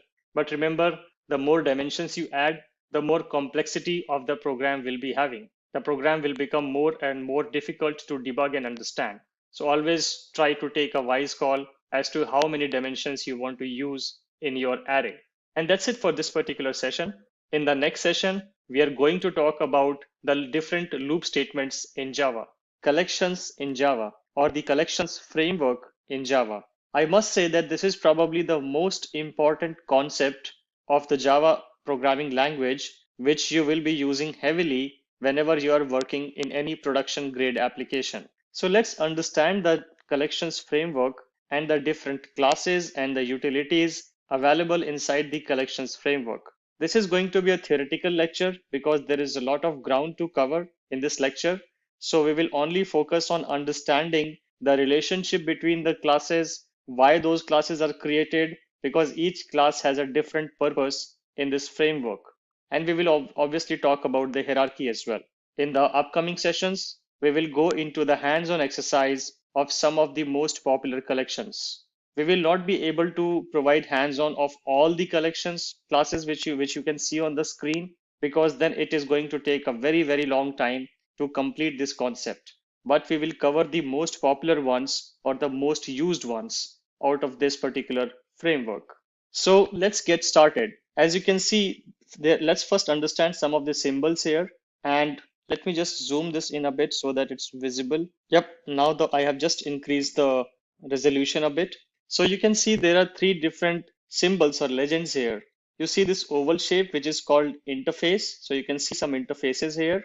Then you see this rectangular blue box, which is called abstract class. And you can see some of these blue boxes. And then you see the purple box, which is called the class. And you see some classes here, these ones. So for now, we haven't covered the concept of interfaces and abstract classes, but we will cover that in the coming lectures. And for understanding the collections hierarchy right now, at least the concepts of it, you don't need to be fully aware of the concept of interfaces or abstract classes. So let's dive deeper into the framework. Iterable is basically an interface. To give you a very simple definition of an interface basically is sort of a declaration which will tell you what kind of classes will be present under the interface. For example, if you have to, let's say, store all the cars and all the bikes and all the bicycles and all the trucks from all around the world, then you can create an interface called vehicle and create all of these classes under the interface. And these classes will be about cars, about trucks, and about other kind of vehicles. So an interface is a generic blueprint of specific class implementation. That's a very simple definition of an interface. And like I said, we will go deeper into this concept in the upcoming lectures. So that was about interfaces.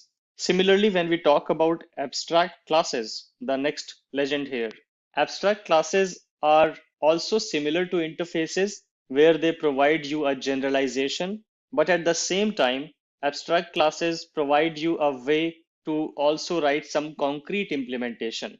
For example, if we take the example of a bank account, so there in a bank, you have different kinds of accounts. You have savings accounts, you have recurring accounts, you have current accounts, and there are many other different types of accounts. So there would be some common implementation and logic which will be applicable to all the account types. For example, an account must have an account holder. That account holder must have a valid KYC done, for example. So there would be some sort of common logic which will be applicable to all of these, right? So that common logic, so you have two options. Either you can write that common logic again and again in the savings account class, in the current account class, in the loan account class, etc., etc. Or you can write it at a central place and just refer it from there. So that's where you will use abstract classes. So you will create an abstract class of an account, and then you will create these child classes under this account class, which will be the savings account class, the loan account class, the current account class, etc. So this is a very lightning introduction to you about interfaces and abstract classes. And class, as we know, is basically a concrete blueprint which holds data and logic together. So here iterable is an interface which will just specify that all the kinds of data structure which can be iterated, which can be looped over, should be present under this particular interface. That's why we created this interface.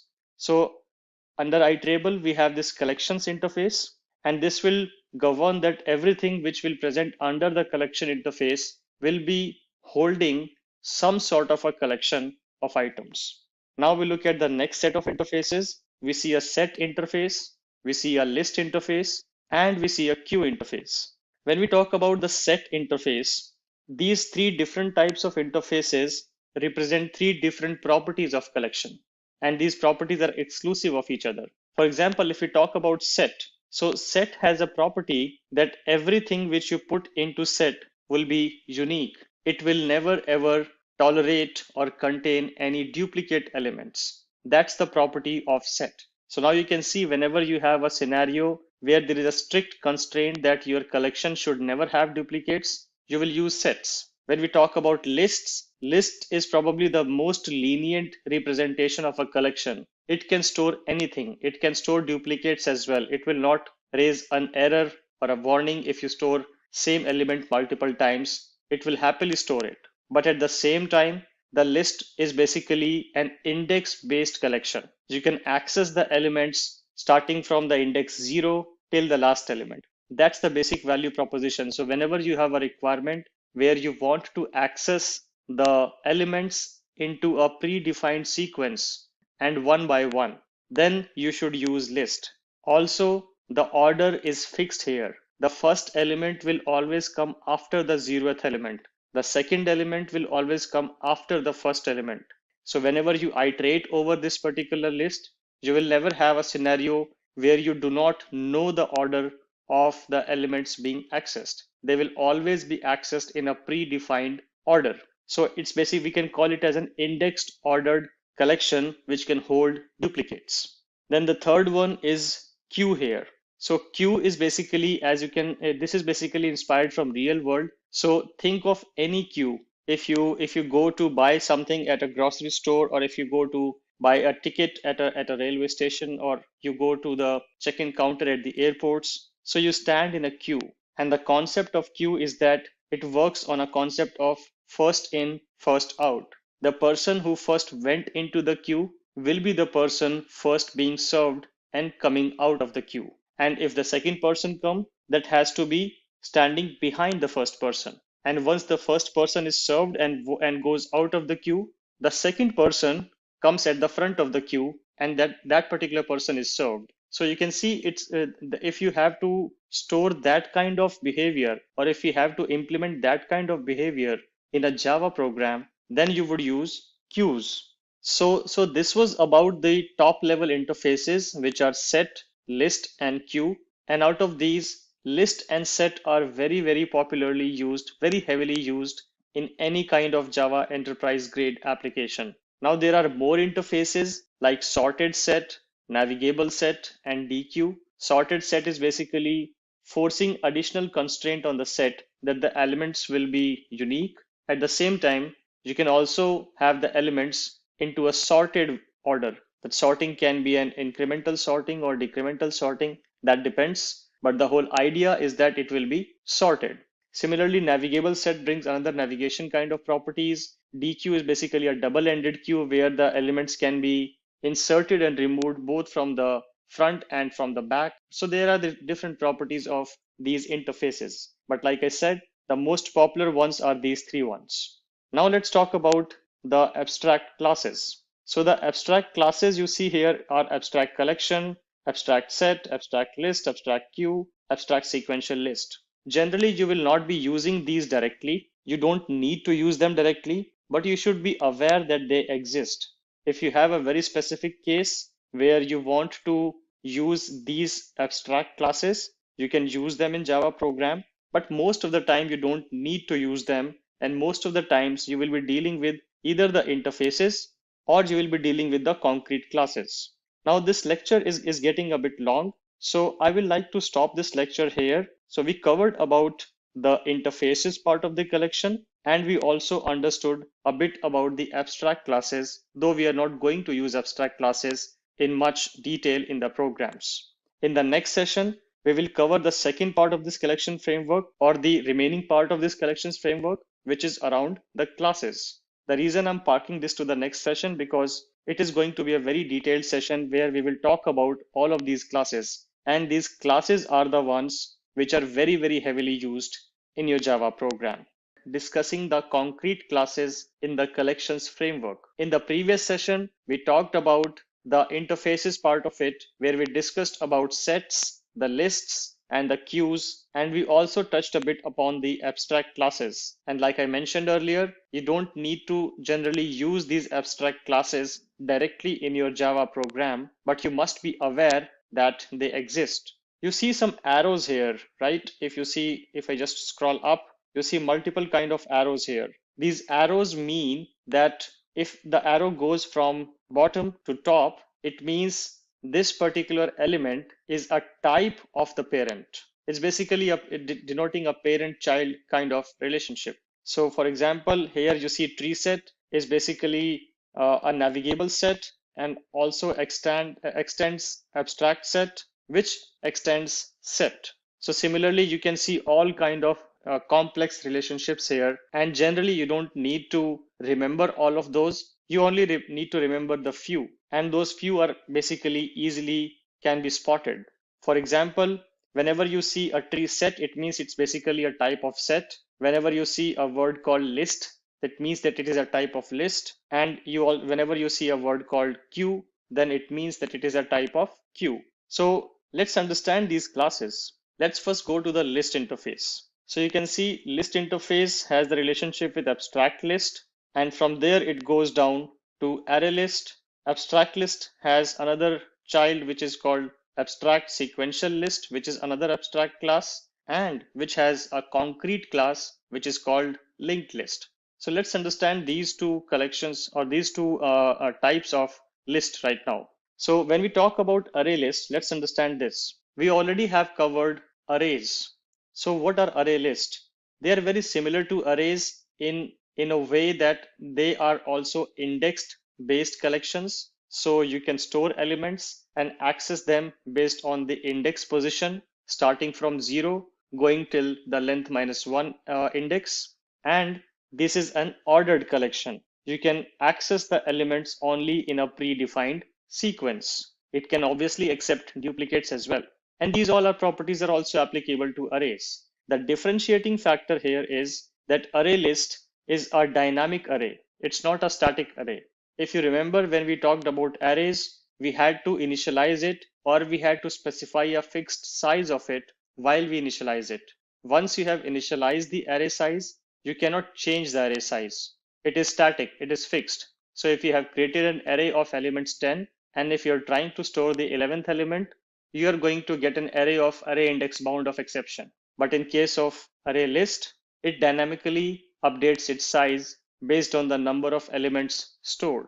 You can still initialize it with some initial size. Let's say you initialize an array list and you say that you want to initialize it with a size of 10 elements. Absolutely fine. But the moment you try to store the 11th element, array list is going to dynamically update its size from 10 to something else. So it will keep updating its size based on the number of elements which are coming to the collection. That's the whole property of array list. So remember, it's used in the cases when you have an ordered collection to store and you want to access them based on the index, and you want a dynamic update of the size. The second sibling of it, which is linked list, is also a type of list, but it has slightly different properties than array list. In case of array list, it was an index based collection. You access the element based on the indexes, but in linked list, you access the elements based on the previous and the next element. That's pretty much what it knows. So an item can only be accessed in a particular sequence starting from head to the tail. And when we talk about linked list, the idea is that you have an element which will have a data, and it will also have a pointer, or basically a reference. That reference will be pointing to the next element in the linked list. Similarly, the next element will store the value, the actual data, and it will also store a reference to the next element. So you can see, if you have to go to the fifth element, you cannot directly say linked list of 5 the way you can say this in array list, because array list is an index-based position list, right? So you can access the 0th element or the 5th element or the 10th element directly, just in one line or one go. But in case of linked list, you cannot access the 5th element or the last element of the linked list directly. You have to start from the first element and keep jumping the references till you reach the last element. That's the property of linked list. So these are the two types of list. Now let's talk about the type of set. A type of set which is not mentioned here is hash set, which is a very popular type. So a set generally has two popular types, hash set and tree set. So let's talk about both of those. If I talk about hash set, the property is that it will inherit the existing properties of set, which is that element should be unique. That's good. But along with that, hash set will not remember or honor the order in which the elements are inserted into it. It will, if let's say if you insert 15 or 20 different elements inside hash set. And then if you try to iterate over the hash set, every time the order in which the elements are accessed and printed will be different. Every time the order of accession will be different. Every time the way in which the elements are accessed, their order will be different. You cannot predict that. And that's the property of hash set. Whereas when we talk about tree set, in case of tree set, you can have a sort of fixed order and a tree hierarchy. So a tree hierarchy, if you know about the tree data structure from the data structure and algorithm section, you already would know what a tree looks like. Basically, it has a root and it has child. This is basically, you can call this a tree as well, right? So whenever you have to store the values in a tree fashion where you can navigate through the parent and childs, then you would use the tree set. And remember, since it is a set, it will still inherit the uniqueness property of set. So that's about hash set and tree set. So we covered about list, we covered about sets. Now let's talk about these ones, which are vector, stack, and priority queue. So let's first understand about priority queue. So you would use a priority queue when you need a FIFO arrangement, but at the same time, if there are few elements in the queue which cannot wait to be executed or processed when their turn comes, they want it to be executed on priority. So whenever you have such use case where you want to maintain a FIFO fashion collection, but at the same time, you also want to allow few elements of it to override this FIFO arrangement and get processed ahead of their queue number. So you can use priority queue in those cases. Talking about stack, let's understand stack first. And stack is a LIFO arrangement, last in, first out. So remember in your house when you put plates, the normal dinner plates over one over each other, you are basically creating a stack. So the property is that the plate which is put first on the table will be picked up at the very last. And the plate which is put the last on the stack, let's say you put 5 plates on top of one on top of other, then the 5th plate will be consumed first. Anybody would pick the plate from the very top. They will not pick the bottom plate because it's almost impossible. If you have a big stack, you cannot pull out the bottommost plate. The stack will fall down. So you will always pick out the elements from the top. So it has a LIFO arrangement. So whenever you have to create a last in, first out kind of arrangement in your program for storing collections, you will use stack. Talking about vectors, vectors are very similar to lists. They're exactly similar. There is basically one major difference is that vectors are thread safe and lists are not thread safe. Now list has provided a way to be thread safe. We will cover that later. But for now, you can understand that whenever you have a program in which you want to access a collection in a thread safe manner, where 2 threads cannot modify the same element at the same time, then you will use vectors. So we covered about the complete collections framework classes, the interfaces, and the abstract classes. And always remember the reason why you will use array list or linked list or a hash set or a tree set or a vector or a priority queue or a stack. That is the most important concept I want you to take away from this session. So that's all about this session. And in the next session, we are going to do a hands-on exercise of an array list, array lists in Java. So when we talk about array list, we are technically talking about a list. In the previous session, I covered in detail about the various implementation of list interface, which were array list and linked list. And in today's session, we'll be focusing only on the array list. I have opened the API documentation of the ArrayList class. So if we just scroll down, we will see a nice description which is provided by Java. And it broadly covers all the points which I described in the previous session, which were that an array list is basically an array-based implementation of a list. It's an index-based implementation. So you can access the elements based on their index position. You can directly access any element if you know its index. It accepts any kind of duplicates as well. And by default, it is not thread safe. If 2 threads are trying to access the same collection at the same time, or maybe trying to modify the collection, then you will get inconsistent behavior. So that was about the basic description of ArrayList. It provides a lot of interesting utility methods as well for adding elements, for adding multiple elements, for removing elements, for fetching an element from the array list, and we will cover those methods in detail in the demo. And with that, maybe let's switch to the demo. So for this, I have created a class which is called Arraylist demo. It has a public static void main method, and it has an ArrayList example written inside it. So at line number 10, you see that there is an initialization happening for the array list. And this is how you basically initialize the array list. To start with, you write the interface name. You can obviously write array list as well here. Instead of list, you can write array list. That is absolutely acceptable. But the reason I have written list here is because it is a better practice, or I would say it is a best practice, to always initialize the concrete implementations with the interface type. I'm making a very generic statement which is applicable to collections and at any other type of classes and objects you might be creating in your program. Always try to declare it with the type of interface and then define the concrete implementation on the right hand side.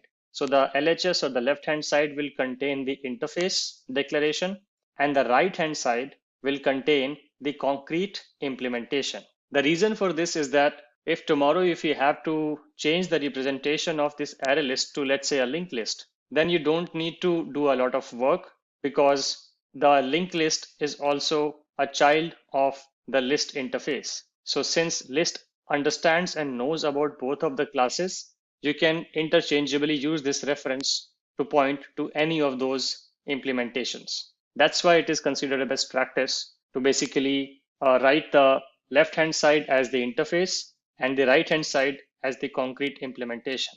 That's the first bit of it. Second interesting thing you notice is this. So you see these expressions here, and this basically encloses any kind of generics or class type.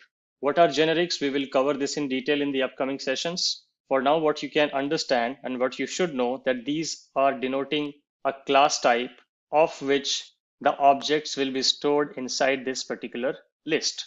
So once I say list of integer, it means that this particular list is only going to hold integer objects. If you try to insert a string object, or if you try to insert a character object, or if you try to insert a float object or any other kind of object, it will create an error because remember in the very first lecture we said that Java is strongly typed language. It has very strong checks for these kind of data type mismatch. So if that's why it will expect you to specify the object type here, and whatever type you have specified here, that's the kind of objects which are going to be stored inside this list. I have been using these terms called classes and objects interchangeably, but for now what you can understand that this is a type. How we write classes and how we write objects and how we create objects. Again, I will cover this in detail in the upcoming sessions.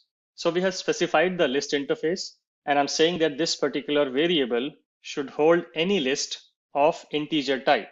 Then on the right hand side, I'm specifying what type of list this array list is. And this array list will be an array list class type. And again, I have to specify the class type specifications. And then I'm specifying a size here. This is the size of the array list, the initial size of the array list. You can obviously write it without this as well. This is also a perfectly fine statement in Java. And in this case, the array list is going to be initialized with its default size. If you specify a value, then the array list will be initialized with only that size.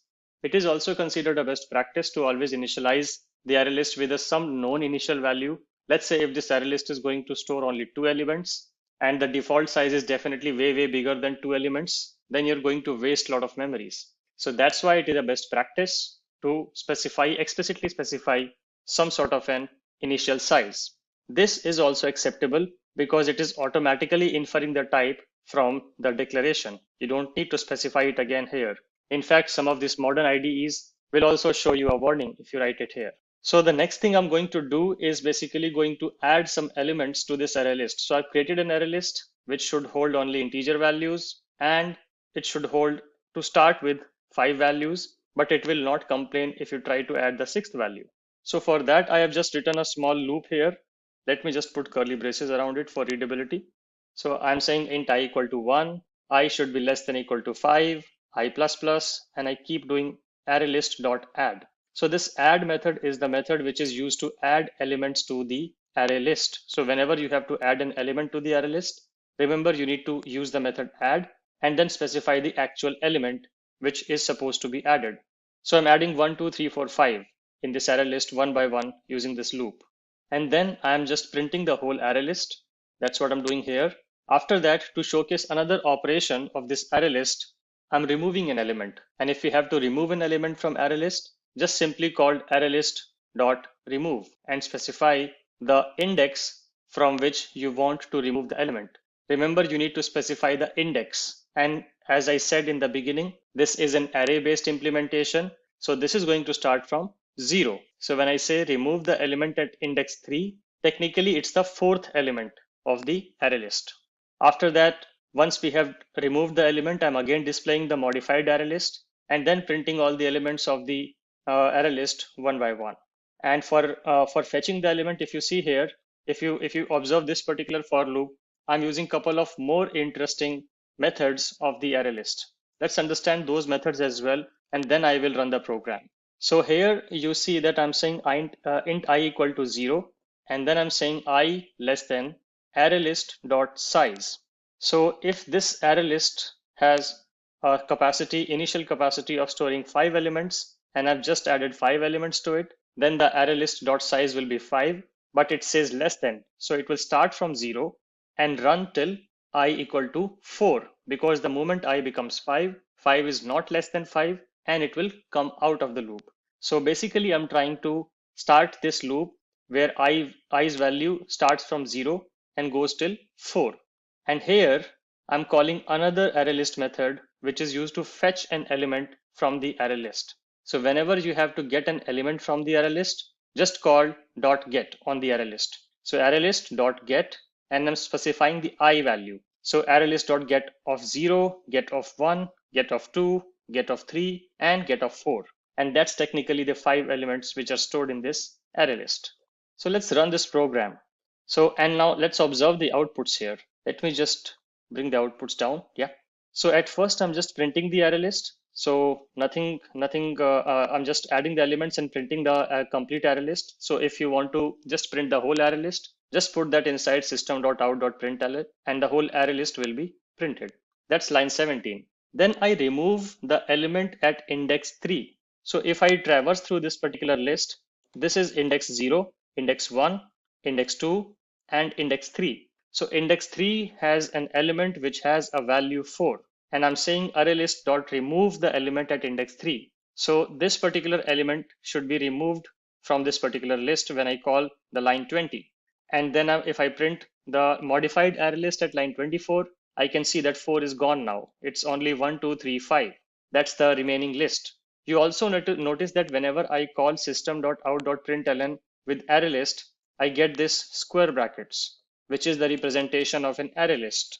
If you don't want that, you might not want that always, right? If you want to print this nicely without the square brackets, then you have to iterate over the array list. And that's what I'm doing here.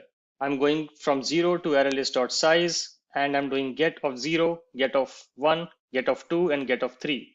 And that's how I get these values without 4. We can also write the same loop using for enhanced loop. So let's say if I write for int I colon array list, and then inside it, I can just say system.out.println I. And if I comment this particular loop for a moment and run this program, I see the values one by one because it's ln, so every output comes on a new line, but you can pretty much see the same output. If I remove this and if I write it like this, just adding an extra space, it will look a bit more nice, a bit more formatted like this. So as you can see that we can get the pretty much the same output either using a classic for loop style, which is a bit verbose, or you can use an enhanced for loop, which is a much simpler and shorter and less verbose way of doing exactly the same thing. You don't even need to call the ArrayList.getI. But the reason I put this example because I wanted to show you the get functionality as well. So that's all we are going to talk about in this session. In the next session, we will be discussing about linked list which is the another implementation of the list interface. Hash set in Java. If you remember, I covered in the collections framework session that hash set is part of the set interface hierarchy, and sets have a property that they keep the collections element unique. If you try to add duplicate elements to a set, it will not accept that, and it will still maintain the uniqueness property of the collection. Hash set provides some additional features to the set, which is that in this case, the elements would be accessed in a random fashion. They will not be accessed in a fixed sequence, rather, they will be accessed in a random fashion. Hence the name hash set. So if you read about this particular class in the documentation, it will basically cover all the things which I just described. It also accepts null elements if you want to insert null, but why would you try to insert null? That's the first question which you should ask.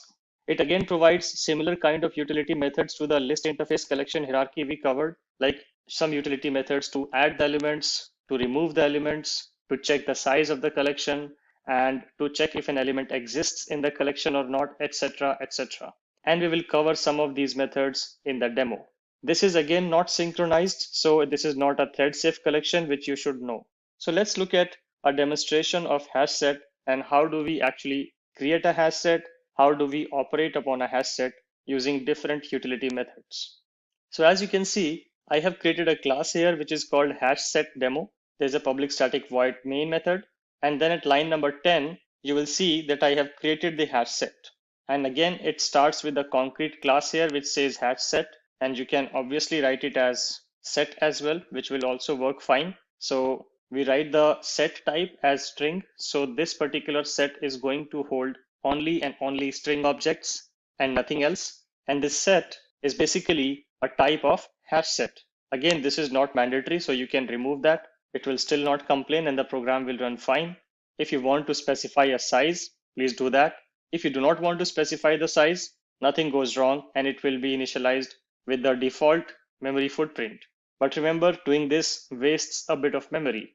So if you're running this program on a machine which is really tight on memory, always put some kind of initialization size based on your knowledge of how many elements are going to be stored in this collection. So after that, at line number 12, we start adding elements to this collection. And for adding the elements, the method which is provided by the hash set class is add. So you use the add method to add new elements. So at line number 12, line number 13, 14, and 15, I use the method again and again to add some elements. If you observe the line number 14 and the line number 15, these two lines are adding the same element. So I'm trying to add C twice to this particular hash set. And we will observe the output to see what happens if we try to add duplicate elements in the hash set. Because if you remember, the sets are supposed to be unique. They should not be storing duplicate elements. That's the property of sets. So that's what I demonstrate by adding duplicate elements to see how it behaves. And let's do that. Let me comment the rest of the code for a while. And let's run just this part of the code where I add C twice and I print the hash set. And let's see what happens. So I go to run as and I click on Java application and I only see 3 elements. Even though I added 4, I only see 3 and C has been added only once, not twice. Now you might be wondering whether this C is the C added at line 14 or the C added at line 15. So to understand that, we need to understand how hash set's add method works. So this add method is basically returning a Boolean value. If the element is added successfully, this add is going to return true. And if the element could not be added successfully, this add method is going to return false. So let's do that. Let's store the result of these add methods. Let's call this R1 and let's call this one as R2. Okay, and now we will try to print R1 and R2 and see what happens. So if we write system.out.println and I say R1 and then I just copy this after line 16 and write R2. And now we will observe the output of these to see which when we did the add at 14 and when we did the add at 16, which add actually resulted in C getting added. Did C get overwritten, or did C did not add twice? What happens? So we see that when we do the add at line 14, we get true. So it means that this add was successful and C was added here. And when I did the add again at line 16, this returned a false. It means the hash set rejected this add operation. So this C was not added. So the actual C was never overwritten. The original C was maintained. And when you try to add a duplicate value with the same value, a duplicate element with the same value, hash set is going to reject that. So that actually proves that the set will maintain the uniqueness property and it will reject all the duplicates subsequently. That was about the add property. Now let's understand another interesting property of the contains method. Contains method of the set class is used to find if an element exists in the set or not. So you can just use the hash set variable name dot contains and just type the actual element. And this is going to return true or false based on whether this element is present in the hash set or not present in the hash set. If it is present, then this contains method is going to return true. Otherwise, it is going to return false. So let's run this method and observe the output at line 21. So it says list, we are writing this particular string, which says, does list contain C or not? And it returns true because yes, my hash set does contain C. Now coming to line 23, I use another method of the hash set, which is the remove operation, which you can use to remove an element from the set. And then I'm again doing a sysout and I'm asking to print the set. This should be set and not list. So then I'm checking if what happens to my hash set if I call the remove method, and I'm just printing the modified hash set at line 24. So let's see what happens with the effect of remove operation. Okay, so after removing A, this is what remains in my hash set, and A has been successfully dropped if I call the remove method. And then I try to just iterate over the hash set to show you how does this iteration work. It again works on exactly the same way it has been working for the list implementations, that on the RHS of this column, you write the collection name, so hash set, and on the LHS of this column, you write the representation of the element. So this hash set is going to contain string, and this is just a placeholder. It can be anything. This is just a temporary variable to store the current value at the current step of the hash set iteration. And I'm printing all the items one by one. So if I run this, I'm able to print B and C because that's all which is remaining in this hash set. So this was a very quick demo to show you the functionalities of the hash set. How does hash set maintains uniqueness? How do you remove elements? How do you add elements? How do you check for an element's existence using contains? There's also a method to get the element of the hash set if you want to. So these are all the different properties and methods available in the hash set. And do check out the API documentation of the hash set to learn about more methods. So that's all I wanted to cover in this particular session, where we focused only on hash set. And in the next session, we'll be discussing about tree sets, and we will also see an example of how do we implement tree sets in Java. Linked lists in Java.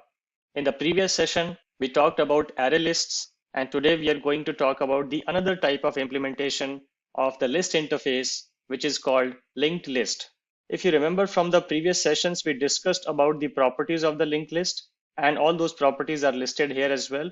So basic idea is that whenever you want to have a kind of implementation where the order of the elements is strictly maintained, where the first element can refer to the second element can refer to the third element, and so on. In those kind of cases, you are going to use linked list. Another property of linked list is that you cannot randomly access an element directly as you could do in case of ArrayList.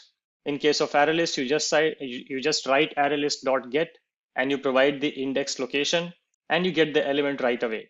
That's not possible in linked list. In linked list, if you have to access the, let's say, the second last element or the fifth element in a 10 size element list, in that case, you have to start from the head, which is the first element, and keep traversing till the fifth element. That's the only way possible to access the fifth element or any random element.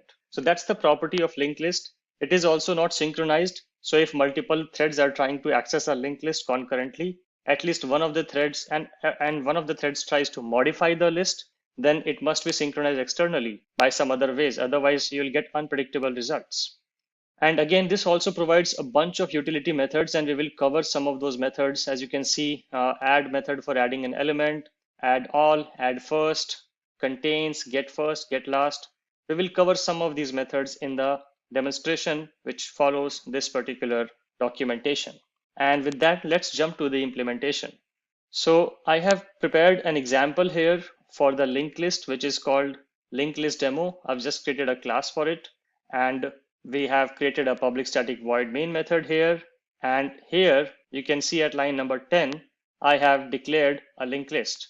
So this looks very similar to the way we declared an array list. You see, if you have noticed on the LHS, I have written the concrete class and I've not written the interface. Reason being, I'm using some concrete methods and actual methods which are only available in the linked list class. So I am not looking at the reusability aspect in this particular example. If you are, then you have to add extra code for it. But here I'm just writing linked list. And again, in this particular linked list, I'm saying that I would only store string objects. So that's why inside these braces, I write string, and then I say new linked list string. Again, I have not specified the size, so it will take the default size as per the JVM implementation. Now I have declared my linked list, and it's time to add some elements to the linked list. For that, I have the method add, which is available in this linked list class, which will provide me with the capability to add elements. So at line number 12 and line number 13, I'm adding 2 elements. And if you remember, I told you that it works in a reference-based implementation. So at first, an element A will be added. And when you try to add element B, element A's reference will be updated to point to B. That's what will happen in this linked list. And then at line 14, I'm using another interesting utility method of this linked list class, which says add last. What this method does, that specifically it will add the element at the very end of the linked list. So that was about add last. And if I talk about line 15, I'm using another interesting method of linked list class, which is called add first. So what this will do, that this is going to insert this element D at the very beginning of this linked list, like even before A, D will be inserted. So whatever your linked list looks like, whenever you call add first, that element is going to be inserted at the very head of the linked list or the very beginning of the linked list. Linked list also provides another variant of the add method. So there's one way to just add the string element directly because this is a string linked list. You can also add it based on the position. So you can say add E at the second position inside the linked list. So let's observe this output. Let me comment all the code below line 18 because we will be using some more methods here.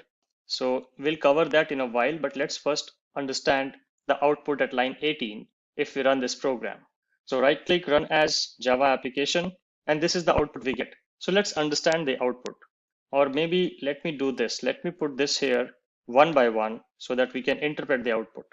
So I'm adding 2 elements and printing the list, then calling add last and printing the new list, then calling add first, printing the new list, and then calling list.add2, E and printing the list again. So let's observe these outputs one by one. I'll comment this and let's run this now. So if I run this particular program, the program till line 14 is executed because rest of the code is all commented. Let me comment this as well. And if I run it again, yes, this is the output I get. So at line 12 and 13, I've added 2 elements and I print the list. There are only 2 elements and they're printed in the fashion A, B. Everything is good here. Now let's uncomment this code. And now I'm calling add last method and I'm adding an element with string C, which should be added at the very last of this particular list. So let's see now what happens. Let me comment this one so that we only see one list at the output. Okay, we see A, B, C. So C has been successfully added to the end of the list. Now let's interpret this particular method, which is called add first. So I'm going to uncomment this and comment the previous sys out. So now there's only one sys out here. So I'm adding two elements, adding C at the last, and now adding D at the very beginning and printing out the list. Let's see what happens. Okay, so the D has been added at the very beginning of the list, even before A. So now it looks like D, comma A, comma B, comma C. So far, so good. Now let's move to this particular code. And now I'm saying add an element called E at the second position inside this list. Remember, second position. So let's run this list now, this program now.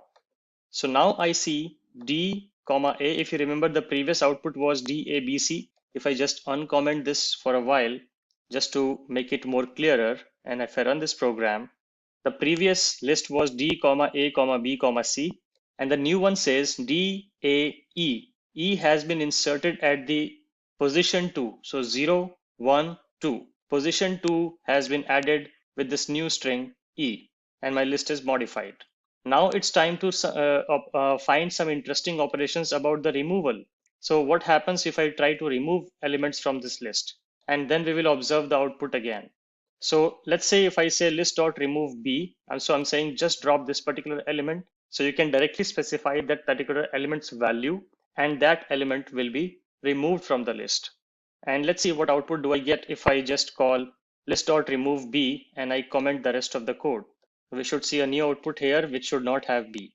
So running the program again, yes. So this was the old collection, and this is the new collection from which B is gone because I've called list.remove B. Now you can also remove elements based on the index position. Instead of specifying the element explicitly, you can specify the index position. And what happens if I call list.remove 3? Let's observe the output here as well.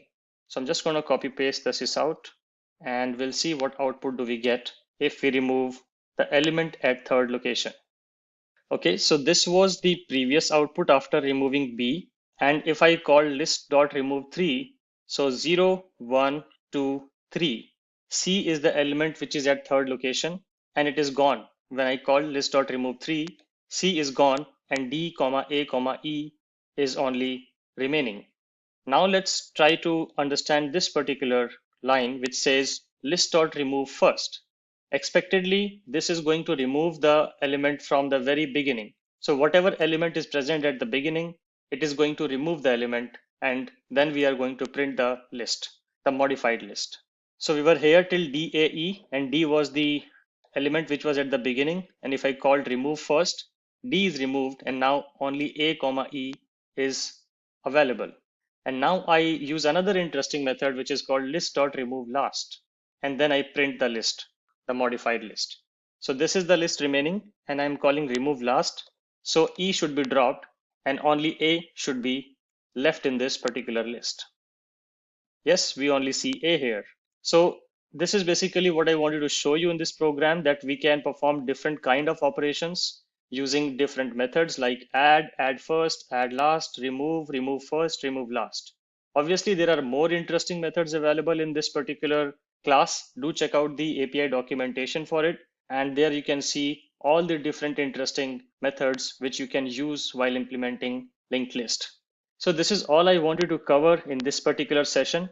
And in the next session, we are going to cover an interesting framework class, which is called set. We are going to learn about sets in Java in the next session. Tree sets in Java. So in the previous session, we talked about hash set, which is one of the implementation of the set hierarchy. And today we'll be focusing on tree set.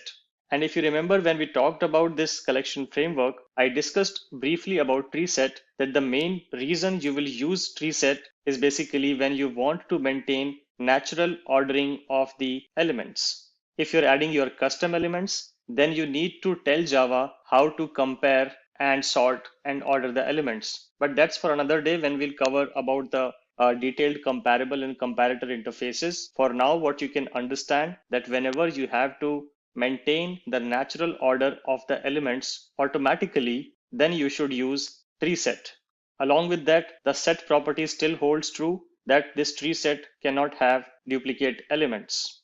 We should also know that tree set is not synchronized, so it is not a thread safe collection. So be aware that whenever you are trying to use tree set in a multi-threaded environment, you need to write more wiring code around it so that tree set works as expected.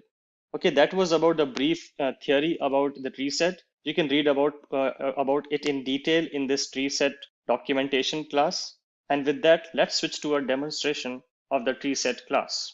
So I've prepared a class here which is called treeSetDemo. As you can see, it has a public static void main method, and at line number 8, I'm initializing the tree set. Again, it's the standard representation of initializing a collection which we have been using throughout the different examples of the collections. So tree set of string. So this particular tree set is going to hold only and only string elements. If you try to add another element, it is going to throw a compilation error. And on the RHS, I'm just saying new tree set. And again, this is not mandatory, so I can remove that and it will still work. You can specify the size. Whenever you know about the scope of the collection, you should always specify the size. For this demonstration, it's a lightweight program, so it's fine.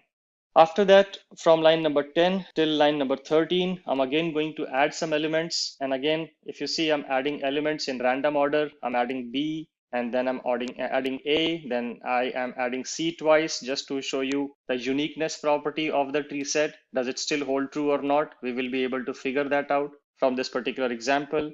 And we will also see if I'm adding B before A, will it be printed in a fashion called BAC, or will it be printed in a fashion called ABC?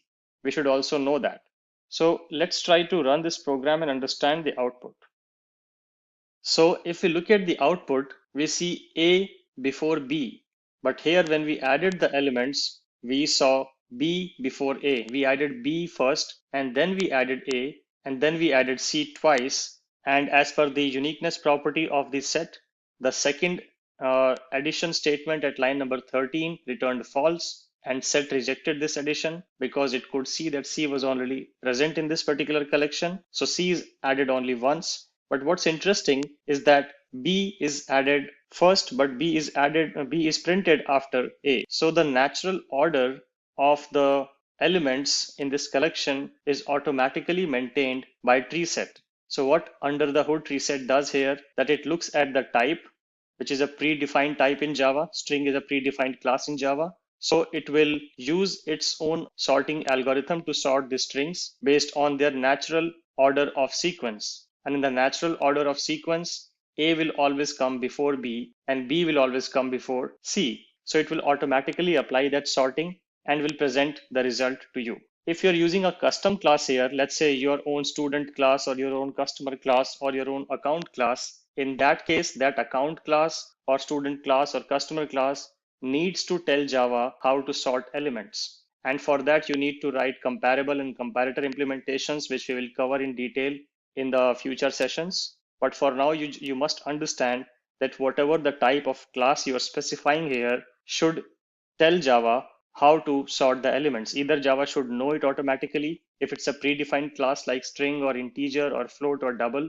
then Java would automatically know by default how to sort the elements. But if you're creating a custom class of yours in the tree set and specifying that as the tree set type, then you should also tell Java how to sort the customers, whether you want to sort them based on their first name, whether you want to sort them based on their age, their salary. Java doesn't know that. So you need to tell Java about that if you're trying to use a custom class as the type in tree set.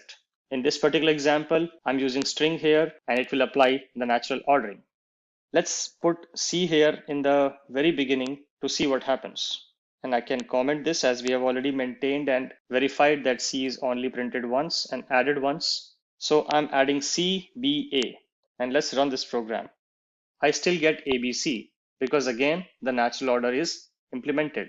Contrary to this, when we talked about hash set, remember I told that hash set is a random access element collection list. So if you run the hash set, if you try to print the hash set again and again and again, you might see a different order. Sometimes if I use a hash set here, sometimes it will print ABC, sometimes it will print BAC, sometimes it might print CAB, any kind of sequence, any kind of random sequence, it will pick automatically. That's the property of hash set. But in case of tree set, no matter how many times you run it, you will always get the same order based on the sorting implementation available in the class type. So that's all I wanted to cover about tree set. Please read about its Java documentation in the API docs to understand what all other methods and utilities treeset provides. But it's pretty much similar to what we saw in the hash set example, like remove or get, etc., and contains, etc. So all similar methods are available in the treeset class as well. And that's all we'll focus on this particular session. And in the next session, we're going to talk about an interesting framework called maps. We'll learn about maps in Java in the next session. Maps in Java. So first of all, before we understand this particular diagram and the classes in this map framework, let's understand why do we need map. So there would be instances when you would write a Java program or any kind of program, there would be always be instances where you would need to store a key value kind of arrangement. A very simple example can be that you want to maintain a company database and you want to just bring the whole mapping of the employee ID to the employee name into the Java program. How do you do that? You need a key value sort of arrangement where you can store the employee ID as the keys, and each of the employee ID key would correspond to an employee name, which will be called the value. So you need a key and value arrangement in a Java program to store that kind of information and use that kind of information in your program. And that's where map comes into picture. Whenever you have to store a key value arrangement, remember you would always think about maps. Maps should be the right collection or the right data structure to be used if you want to store any key value arrangement in your program. So that's about map. And here you can see a nice framework representation of map.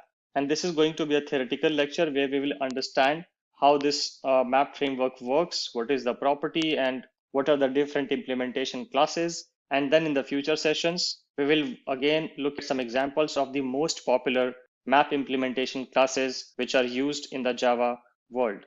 So again, the orange oval are interfaces.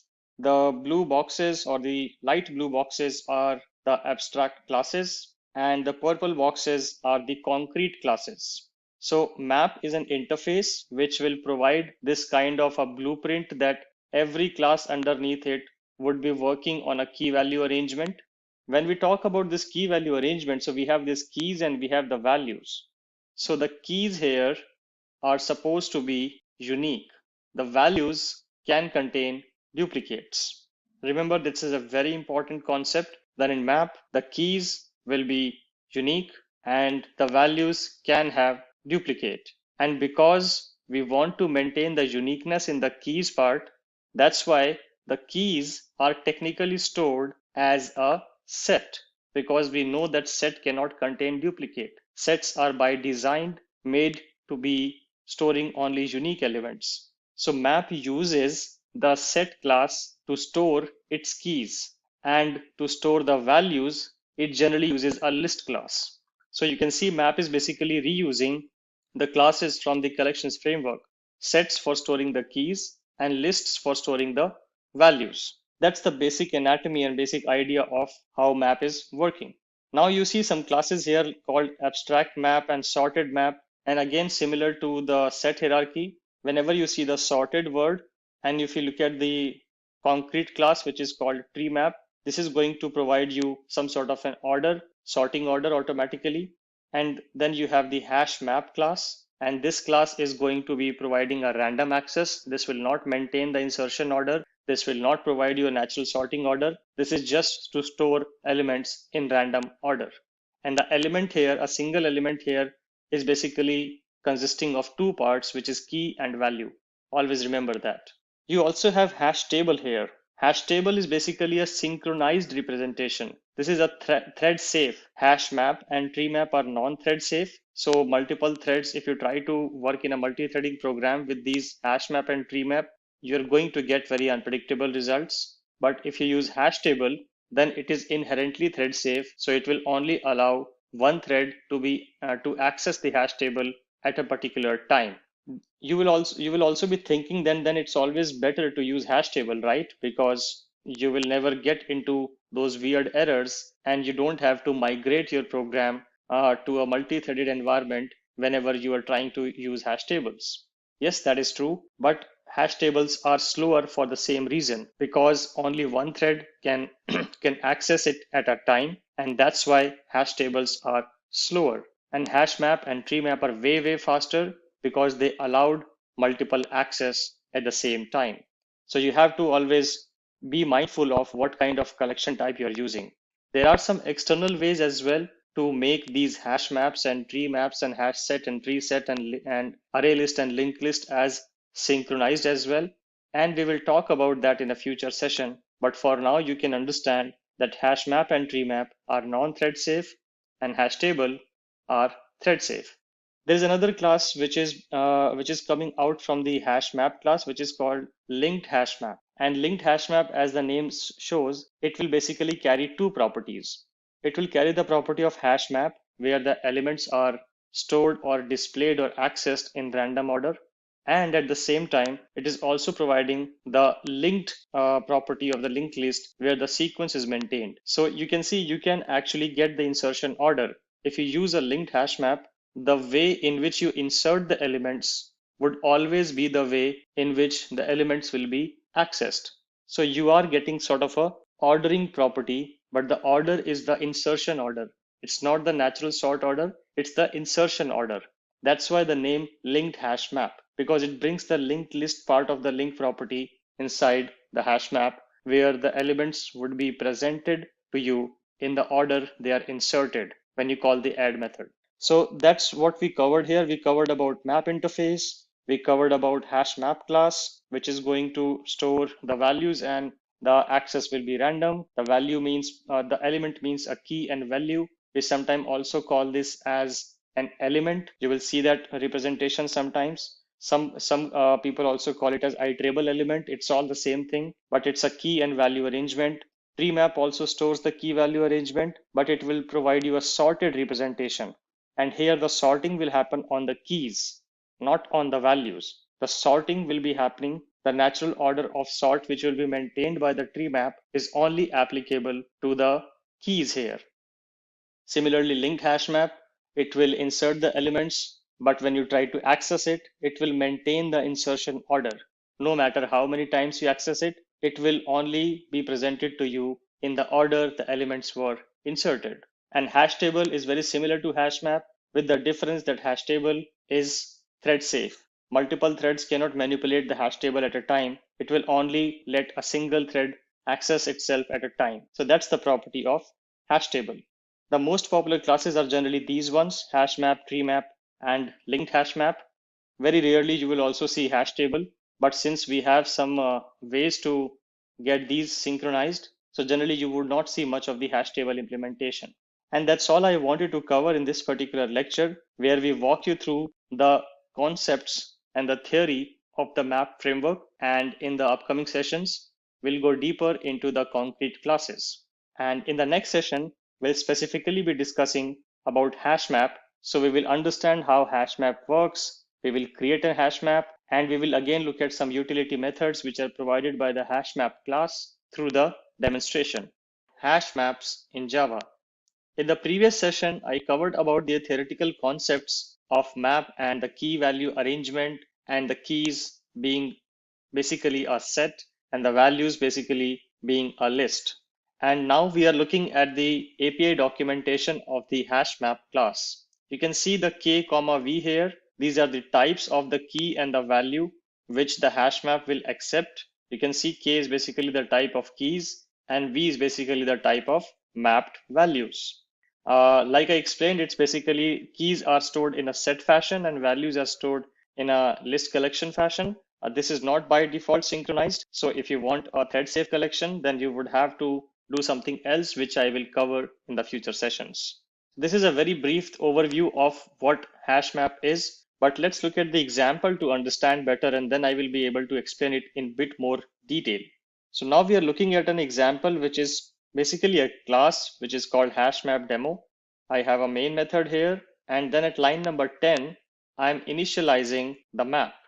And as you can see that on the LHS, we see the concrete class hash map, and I can do this and this will still work provided you have the import here. I had the import here. So it will work fine. And I'm saying that this map is going to contain a key value arrangement where the keys are the string type and the values are of the type integer. And it's ultimately a hash map.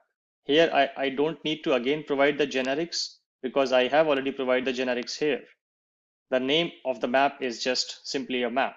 And again, you can specify a size or you can skip the size based on the memory requirements and the program requirements. Now coming to the point where you want to add elements to the map.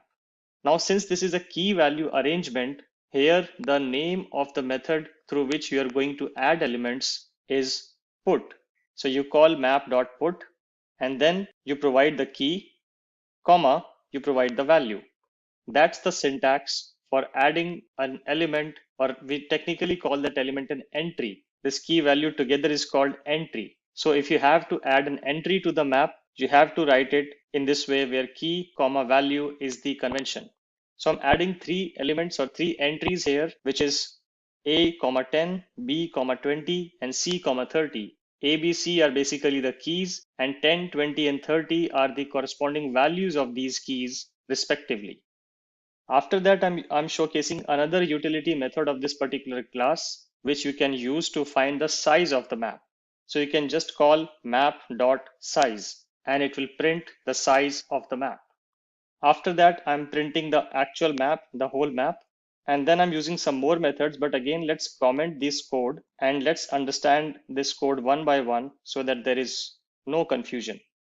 So to start with, I'm going to add some elements, some entries, and I'm going to print the size of the map and the map itself. Let's run this program. So here you can see the size of the map is printed as 3 because I've added 3 entries.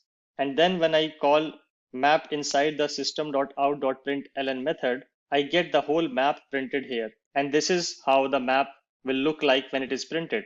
You can see key equal to value syntax here, where A equal to 10, B equal to 20, and C equal to 30 are the key value representations or the entries here, separated by comma, enclosed by the curly braces. That's how our map looks like. So far, so good. The next thing which I'm going to showcase to you is the contains method. And since the map has this set, which is the keys basically, that's why map provides a method called contains key. Basically, you can check if a particular key is present in the map or not. And if you know the key is present, then it's very easy to get the value from the key. Map will provide a method also where you can supply the key and get the value. So knowing the key is the most important part, and that's why map provides a method called contains key. So you can call this method, specify the key which you want to check for the presence in the map. It is going to check whether A is present in this map's key set or not. If the A is available in this keys, we can see A is available, then this condition is going to hold true. And then, like I said, if you want to fetch the value, then you can call the get method providing the key. You can fetch the value from the key. That's the core idea which you should remember. So I call map.get, specify the key, and this is going to spit out the value which is being pointed by this particular key. In this case, A is pointing to 10. When I say pointing, it's not pointer, remember, it's just a reference. So map.get of A is going to get the actual value which this key is pointing to, which is 10. And then I am printing this integer A, which is the actual value pointed by this particular key. So let's run this program and see if this works. So we get these two outputs from the above, and then this is the output which is coming from the if block. So it checked whether the map is containing a key with the name A.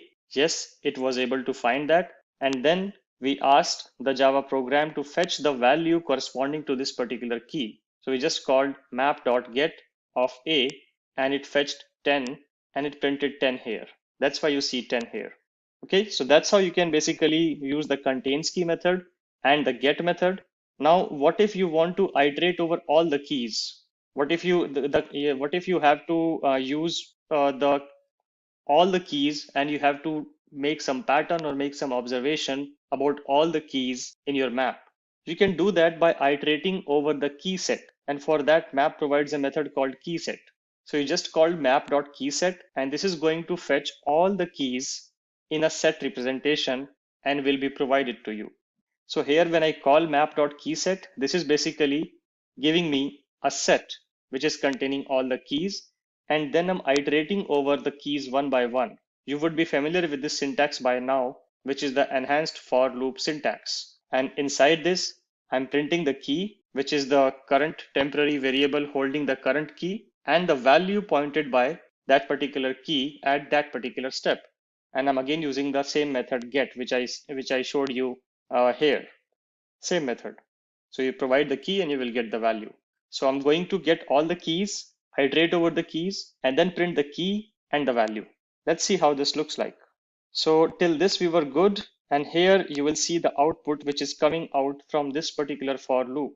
From this particular for loop, line 25 to line 27, where I'm iterating over the key set, printing the key and value one by one. So this is how to show you, if you just have access to the key set, you can still iterate over the whole map. But what if you know everything? You have access to the key set, you have access to the values, and if you just want to iterate over it, then you can use this particular way. And instead of map.keyset, you're going to use map.entrySet.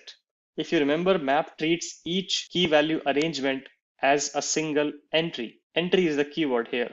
So map.entrySet is going to give me all the entries in the map, and then each entry is basically of type entry class.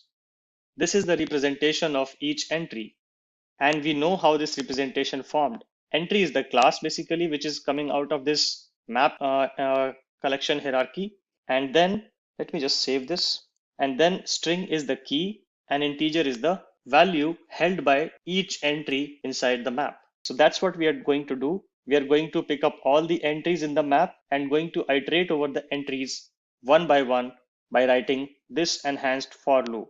And entry is the temporary variable which is going to hold each entry one by one at each step. And then it's very simple. You call entry.getKey, you will get the key, and you call entry.getValue and you will get the value. So it's much simpler than this one where you had to do map.get to understand. Here it's very implicit. Get key is going to get you the key and get value is going to get you the value. So you just need to call map.entrySet, iterate over the entry set, and get each entry's key and value and print them or do whatever your program requires to be done. That's how you will use it. So let's run this one as well to verify if this works. Okay, so this is the output which is coming from the last loop, this loop basically. You can see key, I did not put any space. That's why you see key A, key B, and key C together. Let me put a space here and put a hyphen so that the output looks better. And let me rerun this. Yeah, this is much better. So you can see the key A, value 10, key B, value 20, and key C, value 30. This is coming from this particular for loop, which I just showed you. So this is all I wanted to cover in this particular session. We went deeper into the hash map representation and we saw a bunch of methods, contains key, key set, entry set, get, put, etc. And we showed how we can use the hash map for different purposes in the program. In the next session, we'll go deeper into the tree map concept and we'll also look at a demo of tree map and we'll understand how it works. Tree maps in Java. Now, if you remember in the last lecture, we talked about hash maps in Java, and we also had a look at an example where we saw how a hash map works and how we can use a hash map. We also had a look at different utility methods of the hash map as well. Now, in today's lecture, we are going to focus on tree maps, which is another type of map as we discussed when we were discussing about the map framework. And the main property of a tree map is that when you enter elements into a map, they will naturally be sorted or naturally be ordered. Now, when I say naturally ordered, what it means that if you put the keys as, let's say, integer, then the tree map will automatically sort all the map entries in an integer sorted fashion where you'll see the natural number sorting behavior like 1, 2, 3, and so on. Similarly, if you store alphabets or strings, then those will be sorted in a natural sorting alphabetical order starting from A to Z. So these are the data types which the Java is already aware of on how to sort them, like integers, doubles, floats, strings, etc. But there can be a case where you have your custom key. This particular key is your own custom class. If that is the behavior or if that is the scenario, then in that case, you will have to provide an implementation to Java to know how to sort those elements, because Java doesn't know, for example, a student class or an account class. Java doesn't know how to sort that. So if you have that kind of scenario, then in those cases, you will have to provide your own sorting implementation. And we will cover about what kind of sorting implementation you can provide in those kind of scenarios in the upcoming lectures. For now, we will have a look at an example of tree map, where you can see that I've created a class which is called tree map demo, and I have initialized a tree map with the keys as integer and the values as string. So this means that each entry of the map will have key as the integer value, and the value of that particular entry will be of string type. So basically an integer to string mapping is what each entry of this tree map is going to store. So nothing different here. You would have already seen this kind of initialization for any kind of map. And after that, at line 11, I use the standard put method of the map, and I started storing the values. So at line 11, I'm saying store 3 and A. So 3 is the key, and string A, remember this is not a character, this is a string, because I have specified string here. If you specify a character here and if you try to store a string, this is going to throw an error and you need to fix that. So I store 3 as the key and A as string as the value. Similarly, at line 12, I store 2 as the key and B as the value. And at line C, I store 1 as the key and C as the value. So these integers are the keys and the string are the values. And if I just put them and if I just try to print them, what happens? What kind of order can we expect? Let's try to analyze that. So I right click on this, I go to run as, and I go to run as Java application. It will run the program because I have a static void main method. And now you see that the map is printed in a different fashion than the way it was added. We added the map elements in this sequence that we added 3A first, 2B second, and 1C as the third element. But when we started printing them, we saw 1C printed first, 2B printed second, and 3A printed third. So what this denotes that this tree map, because the key was integer here, it automatically sorted these keys into a natural order sorting, and it provided, when I tried to access the map, it provided the access in that sorted sequence only. No matter how many times you run this particular program, it is always going to return the map in the same format, in the same sequence. The sequence of representation of the elements is not going to change. And you can basically do the similar behavior. For example, if I just change this to string and integer, let's do it like this. And if I again swap the elements here as well, I say A, 3, and I say B, 2, and here I can say C, 1. If I do this, I just switch the keys and values position. Now the string is the key and the integer is the value. And let me just put these two before A so that we can demonstrate the behavior of the tree map properly. So I'm inserting B2 first and C1 second and A3 third. And I just save this file, and now let's run this file and let's see how the output comes. So now you can see that since the key is now string, it has automatically applied the natural sorting ordering of strings, which is starting from A going till Z. And that's why you see A entry as the first entry, B entry as the second entry, and the C entry as the third entry. Again, no matter how many times you run it or you iterate over it, you try to access it, you will always get the sequence in the same fashion. So this is a basic overview of how tree maps work. Now you can, and I would strongly recommend you to go and read about all the other methods which are available in the tree map, which you can use. For example, how can you remove elements? how can you iterate the elements of the tree map, etc. In fact, the iteration is going to be exactly the same way as we have seen in the case of hash maps, because iteration behavior doesn't change. But if you want to see what all different kinds of methods tree map support, it supports a lot of different methods. We can't cover all of them in this short tutorial, but I would strongly recommend you to go and read the Java Docs API of the tree map to get familiar with those methods so that you know what kind of functionalities tree map can provide. So this is it for today's lecture. And in the next session, we are going to have a look at how we can use stacks, and we will look at a hands-on example of how we can build stack and how we can use them in a real life scenario. Stacks in Java. Now, if you remember, when we were covering about the collections framework, I walked through a complete hierarchy of interfaces, abstract classes, and concrete classes. And I briefly talked about what are stacks and what kind of functionality they provide, in which scenarios you would use them. So let's do a quick refresher of what stacks are and why do you need them. So stack is basically a kind of list, we can say. Technically a list, but it's not exactly a list. So never say that stack is a list. It's just because it is extending the list interface. That is why you can say it is a type of list. But actually it's not a type of list. It has its own representation. You will use stack in the cases where you will have to maintain a LIFO representation of the objects. Now, what is a LIFO representation? It means last in, first out.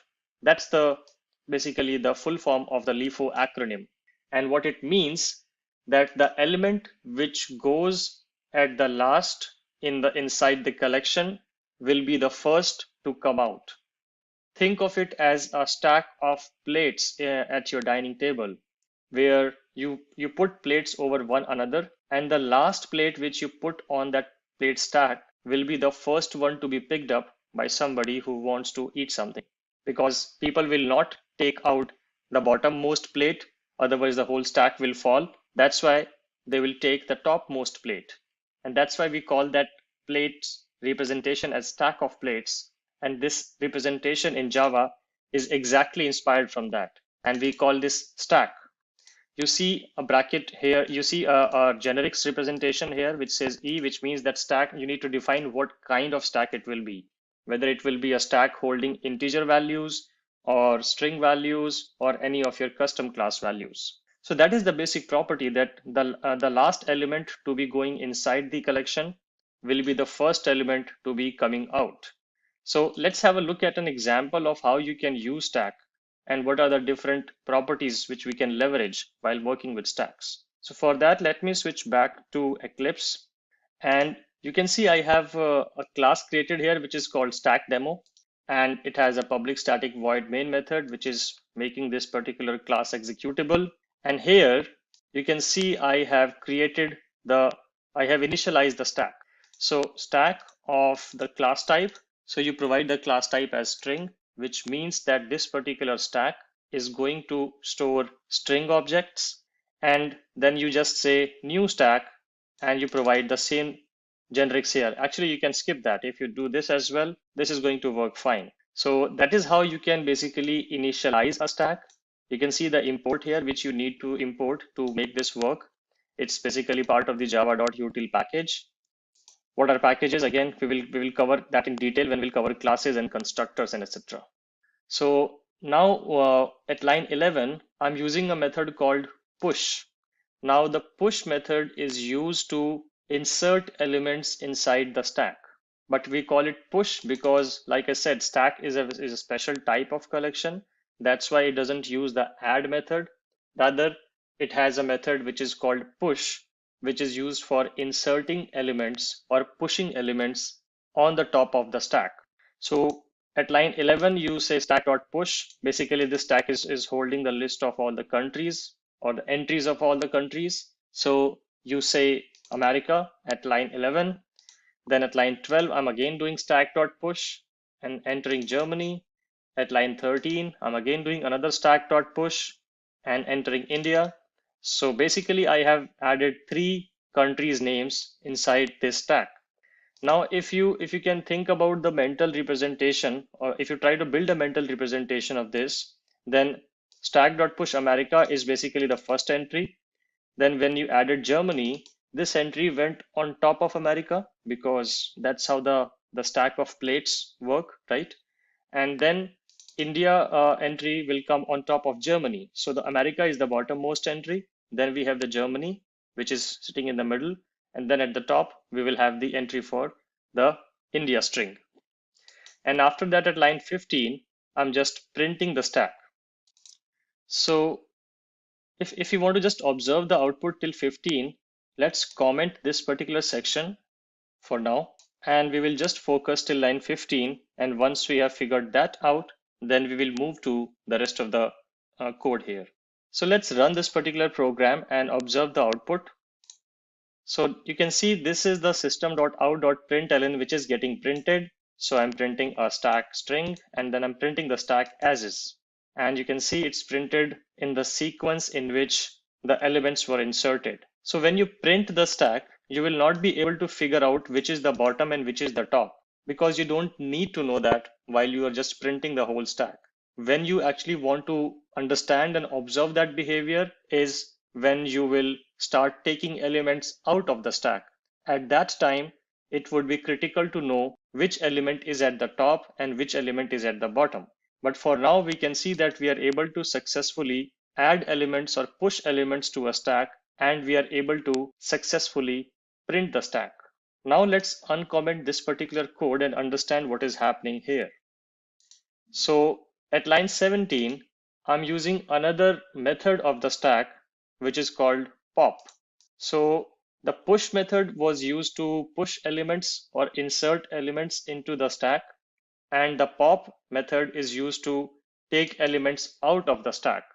And remember the LIFO property of the stack, which means that if I call the pop method, which is basically I'm telling stack to remove an element, it is going to remove the topmost element from the stack. And it is also going to return the element. Remember that part? If you want to remove the element and if you want to see which was the topmost element which got removed, then you can actually store the output of this particular execution into a variable, and you can see which element was popped or removed. And that's the basic property of a LIFO, right? That when you have a LIFO collection, when you pop the element, when you call the pop method on the stack, you would expect the topmost element to be coming out. And that's why we store that into this particular string. And then we print that popped element to verify and see which element was actually popped. And after that, because I have removed one element here, then I print the modified stack to just see what all is remained in the stack. So let's run this particular program. Now let's comment the first part. Maybe this particular sysout is not needed because we have already observed the output of this. So let's observe these two output after pop, which was the element which was popped, and how the stack looks like after the removal or popping of one element from the stack. So I right click run as Java application, and now if you remember, when we inserted the elements in this fashion: America, Germany, and India. And when I called pop, the topmost element of the stack should get removed. So basically the Java looked at this particular stack, and it could see that the element India was added at the very last, which means this element was sitting on the top of the stack. And when you called stack.pop, this method or this string basically got popped out. This element got removed from the stack, and we stored that element into this particular variable. We printed that element, and here you can see that output that the popped element is actually India, because India string was at the top of the stack in this particular case.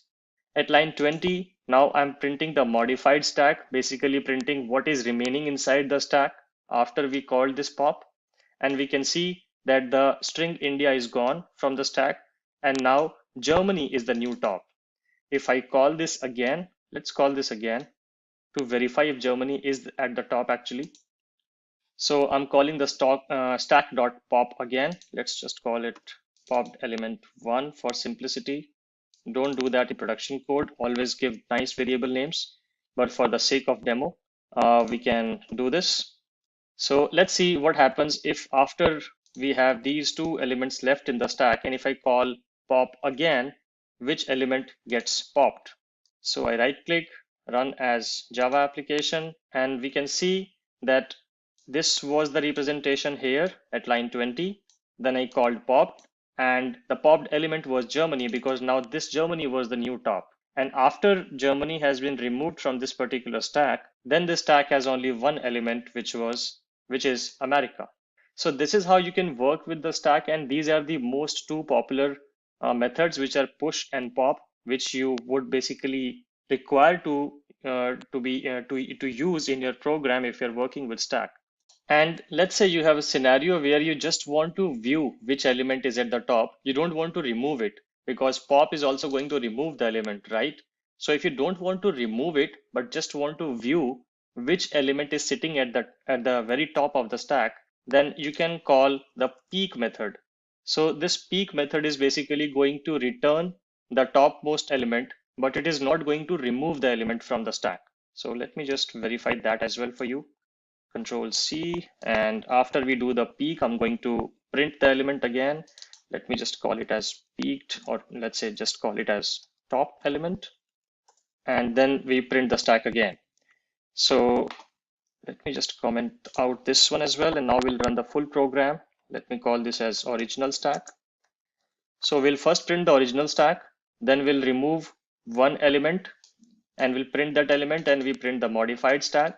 Then I call the peek method, and then again I print the stack to see if peek also removed the top element, or it just returned the top element. So let's run as Java application and observe the output. So the original stack was this, where India was the topmost element, and Germany was in the middle, and America was at the bottom of this particular stack. And then we popped the top element, which was India, and then the stack got modified and we had only two elements left into it. Then here we called peek at line 22, and we just at line 23 we printed the peeked element, or the top element. So in this particular stack, if we call peek, we got Germany. But if we printed the stack again, we can see that Germany is still there, because peek just returned the top element, but it did not remove the top element, whereas pop will remove the top element and also will return that element to you if you want to store it. So that's all I wanted to cover in this particular session, where we talked in depth about the stack features. And like I always say, please also go to the Java.doc API and read about all other methods and functionalities which are provided by the stack collection. In the next session, we are going to focus on queues, and we'll look at a hands-on demo of queues as well. Queues in Java. So again, taking it back to the time when we discussed about the collections framework, we briefly discussed about the queue interface and what is the property of a particular queue. So queues were again inspired from real life queues, which you form whenever you try to go to a particular place where you want to get your things done. You generally stand in a queue. And this queue interface is directly inspired from that particular scenario itself, that it works on a FIFO arrangement. So now if you think about the FIFO arrangement, and let's connect it back to the previous lecture where we discussed about stacks, and we said that stacks are a LIFO arrangement. So in case of a LIFO arrangement, you had the last in, first out philosophy. But in case of queues, you have the first in, first out philosophy. It means the first element which enters the queue will be the first element removed from the queue. That is the basic premise around which the queue interface or the queue collection is formed. So remember that particular concept whenever you have a situation in your project where you need to implement this kind of mechanism, that the element which got inside the collection should be the first one coming out of the collection, then you should be always thinking about queues. Whereas if you have an arrangement where the last element inserted should be the first element out of the collection, then in that case, you should think about stacks. So remember the value proposition of each of these collection types, which will help you take a decision as to which particular collection to be used in which scenario. So talking about queue Queue is again an interface. Again, like I said, we are very soon going to cover the concept of classes and interfaces and abstract classes. So just hold tight on that particular concept. But connecting it again back to the theory lecture where we talked about the collections framework, you can think of an interface as just a blueprint, just a skeleton with nothing concrete implementation details inside that interface. So the queue is again an interface, and there are few implementations of it. One of the most popular implementation of queue interface is a priority queue class. So the priority queue class is again, technically it is a queue, which basically works on the concept of first in, first out. But at the same time, it also works on a priority. You can assign a priority to the elements, which will decide when which element is going to come first and which element is going to come second. And that concept is basically again governed by the same natural ordering logic which we have been seeing in other ordered collections like tree set and tree map. So that's the basic idea about priority queue. And let me take you to a hands-on example so that you can relate it better. So here I have a class which is called queueDemo. It has a public static void main method. And then at line number 9, I'm initializing the queue. I'm saying that this particular queue should hold only string objects, and it is a type of priority queue. And like I mentioned, if you use priority queue, you can see the import of it here. If you see the priority queue, you get that natural sorting or natural ordering logic phenomena out of the box. Because we are using strings here, so Java already knows how to sort strings, and it is going to sort strings in the alphabetical sorting order. If you are providing a custom class of yours, maybe let's say queue of students, then in that case, you need to tell Java how to sort those elements. And like I mentioned in the previous sessions, we are going to cover in detail about how do we write that sorting, we provide that sorting implementation or sorting logic to Java in case of custom classes, but we'll cover that when we'll cover about that sorting logic. For now, for the demo's sake, we are just taking a string or a queue of strings basically, which is of type priority queue. And then again, following the same example as we saw in the case of stacks, just so that you can build some sort of similarity. I'm again inserting few strings here, which are country names. So at first I'm inserting India, then I'm inserting Germany, and then I'm inserting America. So I have basically added 3 entries into this particular queue. Then at line 15, I'm just printing the queue, and I just want you to see if I inserted elements in this order, where India with an I go first, Germany with a G goes second, and America with an A goes third. And if it is a priority queue, does it automatically sort the elements or not? So let's first observe that part, and let me comment the rest of the code. We will cover the rest of the code slowly so that we build a sort of cognitive flow. So let me comment this code, and let's just print the queue for now. So I'm inserting the elements into the queue and just printing the element. Queue has a concept of head and tail. Remember that. So the very first element in the queue is basically the head, and the very last element is the tail. So whenever you see the term head and tail, you can remember that head is the first element and tail is the last element. So now let's try to run this code and see what happens if you just print the queue as is. You're not iterating over it, you're not accessing any particular element, but you're just printing it. So if you do this, we see the output here, which says original queue. This particular one says America, India, and Germany. Now this might be looking confusing, right? Because if I apply natural sorting, then America should come first, which is okay. Then Germany should come because after A, the G is the next natural alphabet starting point, and then India should come. But we see India in the middle here. The reason is because when you call this inside the system.out.println method, let me just go back. If you print it inside this particular system.out.println method, automatically when you try to print a variable, its toString method is called. So technically under the hood, this is what is getting called. Though we don't need to write the toString, but the moment you try to print any variable inside the system.out.println, automatically its toString method is getting called. And the interesting part is, if you call the toString method, it will call the abstract collection classes toString method, which does not understand sorting. So remember that very well. If you're working with priority queues, then in that case, if you just try to print the queue, you will not get the natural order.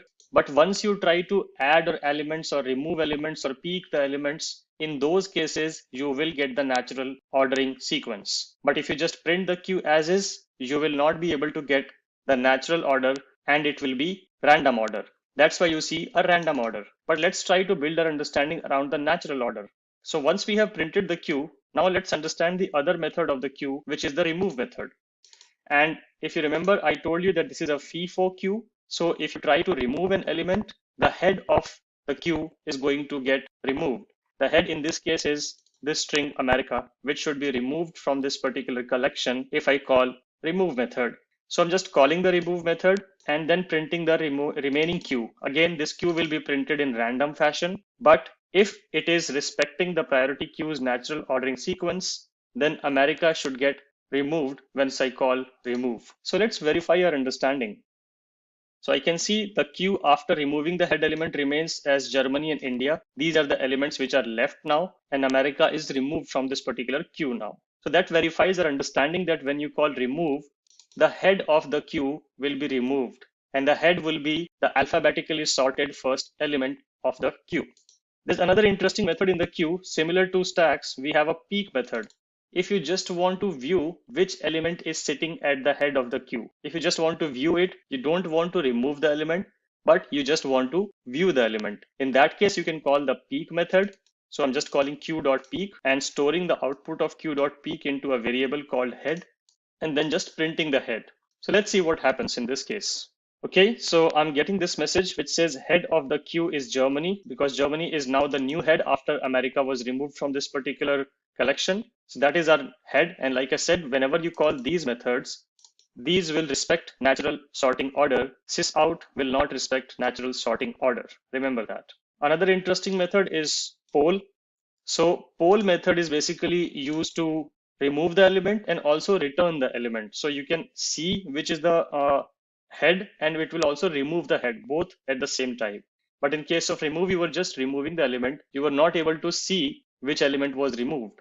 In this case, you will be able to see which element is sitting at the head, and also at the same time, the head will also be removed. So for that, you need to call the poll method. So I'm calling queue.poll and storing this again in the same variable head. So the head variable's value will get just overwritten if I reuse it again. And then I'm printing the removed head. Let's see. So I'm just running this application again, and I see this message, removed head Germany, which is coming from here. So when you call the queue.poll, the current head of the queue got removed, which was Germany, and it also was returned from the poll method. So you can store the removed element and use that removed element for further processing in your program. And after that, only one element in the queue should be remaining, which is India. So at the last line number 26, I'm just printing the remaining portions of the queue. So yes, now only India is remaining. So you can see all the outputs here. This was where we started from. Then we removed the head element of the queue. So this element got removed, and we were left with Germany and India. You can see here India, Germany was in this order, and here the order was changed because it is random order when you use it under sysout. Then we wanted to just get the head of the queue, but we did not want to remove it. So we used the peek method and we got Germany. Then we wanted to remove the head. So we removed the head with the help of poll method, and it also returned the removed element, which is Germany. And after the removal, the queue looks like this, which is having just one element left in the queue. And in this case, the head and the tail both is India in this case. So this string will be both the head and the tail. This is a special case if the queue has only one element left. So this is all I wanted to cover in the case of queues. And like I mentioned in all the previous sessions as well, do go and check out the Java Docs API of the queue interface and the priority queue classes. Learn and just get familiar with all the different methods which are available in this class, so that when you start using these queues types or these collection types, you know what all utilities and methods are available. And even if you don't know, like I always mention, if you just do dot here, it will any good IDE will automatically show you all the methods which are available here, which you can read about in the documentation here and understand what each method does, and you can use that method as well. So that is also possible. So that's it. That's all I wanted to cover in today's lecture. And in the next session, we are going to talk about classes and objects. And with that, we have come to the end of this tutorial. If you guys feel that we have missed out on some important topics that we were supposed to cover in this tutorial, then please feel free to drop them down in the comment section below and we'll have your questions answered. If you guys like this video, then do give it a thumbs up. Please comment your doubts below, share it with your friends, and don't forget to subscribe SimpliCode. Thank you.